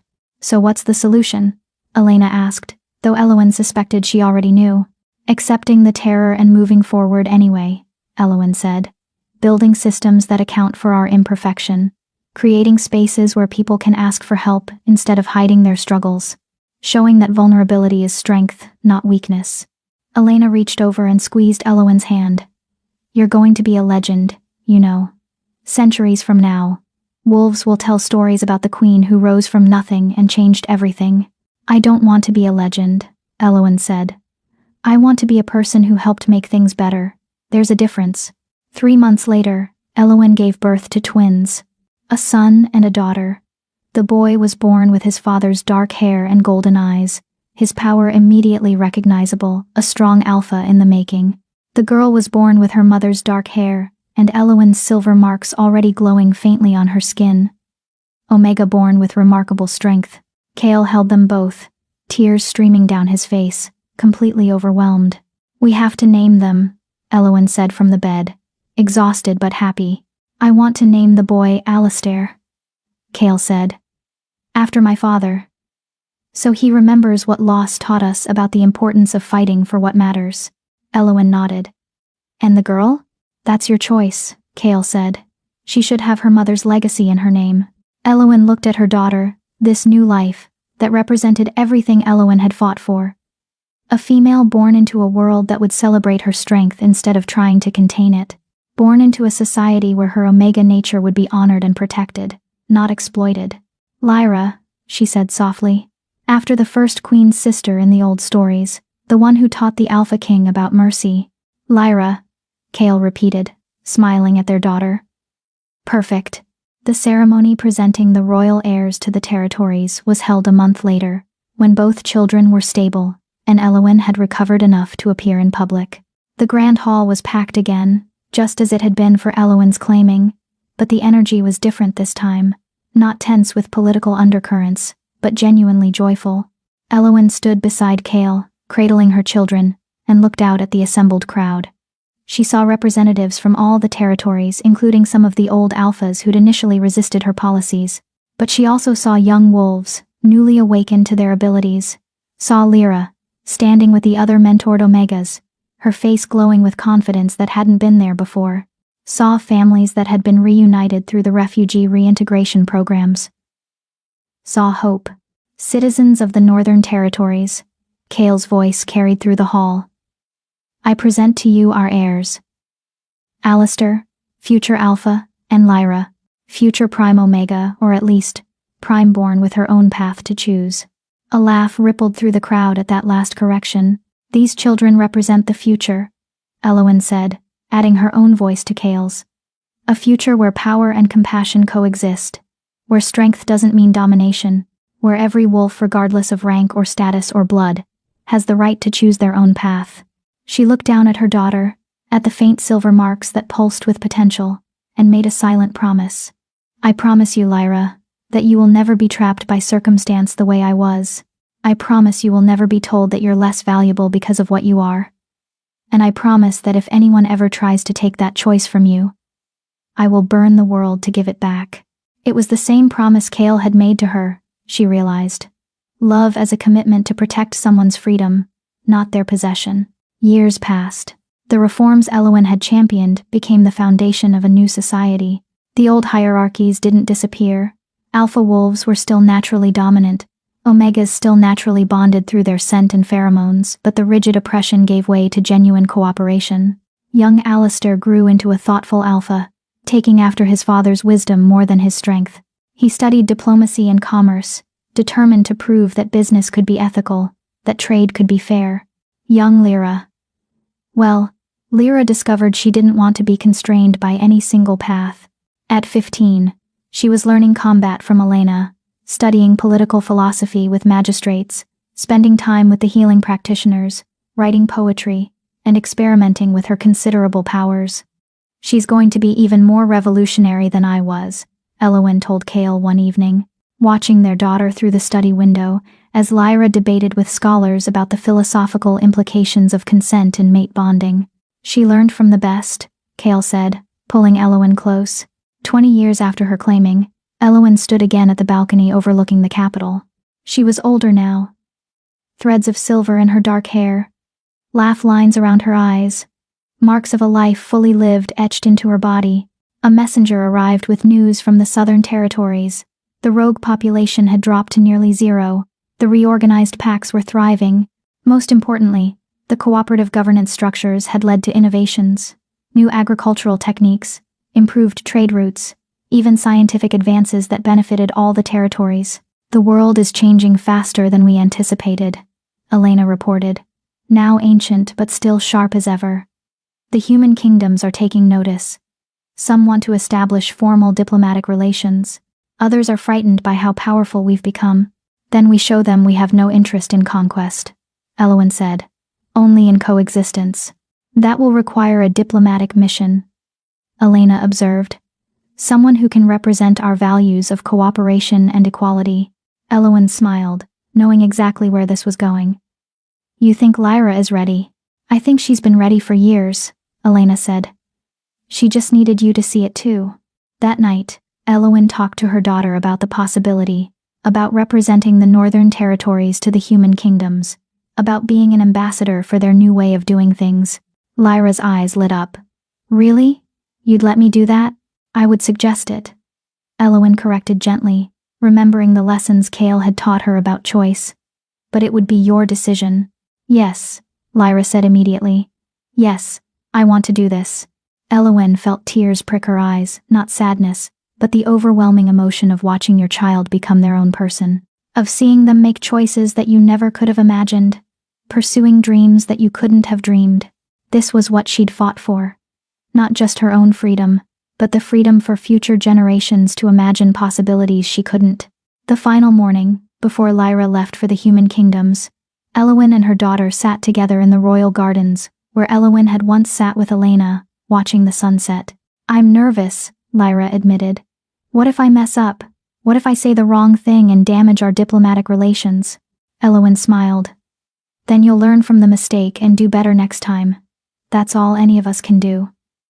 Calm, Mom, Lyra said, using the title she'd adopted when she was young. Why are you always so calm about everything? Don't you ever get scared that things won't work out? Of course I do, Elowen said. I get terrified. But I learned a long time ago that fear and courage aren't opposites. Real courage is being terrified and doing it anyway. She took her daughter's hand. I'm going to tell you something I wish someone had told me at your age. Your power, whatever form it takes, isn't just for using. It's for choosing. You get to decide what you do with it. You get to decide what kind of person you want to be, and no matter what path you choose. I'll support you. Lyra squeezed her mother's hand. I'm going to make you proud. You already have, Elowen said. Every single day, you make me proud by being yourself. As the sun set over the Northern Territories for what felt like the 1000th time since Elowen had claimed her place as queen, she reflected on her journey, from scrubbing floors in an orphanage to ruling territories, from being told she was worthless to understanding her actual worth, from being hunted by alphas to being bonded to one who honored her agency. The path had been terrifying. There had been moments when she'd wanted to run, when the weight of responsibility felt unbearable, when she'd questioned whether she deserved any of this. But she'd learned something crucial along the way. Destiny wasn't something imposed from outside. It wasn't fate or magic or circumstances beyond your control. Destiny was the cumulative result of choices. Of choosing to be brave, of choosing to believe you deserved better, of choosing to show up for others even when you were broken. Elowen had awakened as Prime Omega, a body with power, but she'd become queen by choosing to use that power with wisdom and compassion, by choosing to build systems that honored everyone's agency, not just her own, by choosing to raise children who would continue the work of transformation. Kale found her on the balcony as darkness fell, the stars beginning to emerge in the night sky. Come to bed, he murmured, pulling her against him. In a moment, Elowen said. I'm just thinking about how far we've come. From what? Kale asked, though she knew he understood. From everything, Elowen said softly. From a kingdom divided against itself to one united by shared values. From a world where power was domination to one where it's stewardship. From a girl who believed she was worthless to this. She gestured at the glittering capital, the territories stretching beyond, the world that kept changing and growing and improving. And it's only the beginning, Kale said. That's what terrifies the other human kingdoms. They're not afraid of our power. They're afraid that we've discovered a way to organize society that actually works. That's contagious. Good, Elowen said. Let it be contagious. Let it spread. Not through conquest, but through inspiration. Through the simple, radical act of showing that a different way is possible. They stood together in comfortable silence, watching the stars multiply as night deepened. The bond between them hummed softly, still strong after all these years, still pulsing with the connection that had drawn them together in a forest clearing and transformed both their lives. Somewhere in the capital, Lyra was packing for her diplomatic mission. Somewhere in the territories, other wolves were making choices big and small that would ripple outward and change the course of their world. And somewhere in the history books that hadn't been written yet, the story was being recorded. The story of the half-blood Omega who awakened as Prime, of the Alpha King who chose partnership over possession, of a queen who transformed a kingdom, not through strength alone, but through the terrifying, powerful combination of strength and mercy. I love you, Elowen said.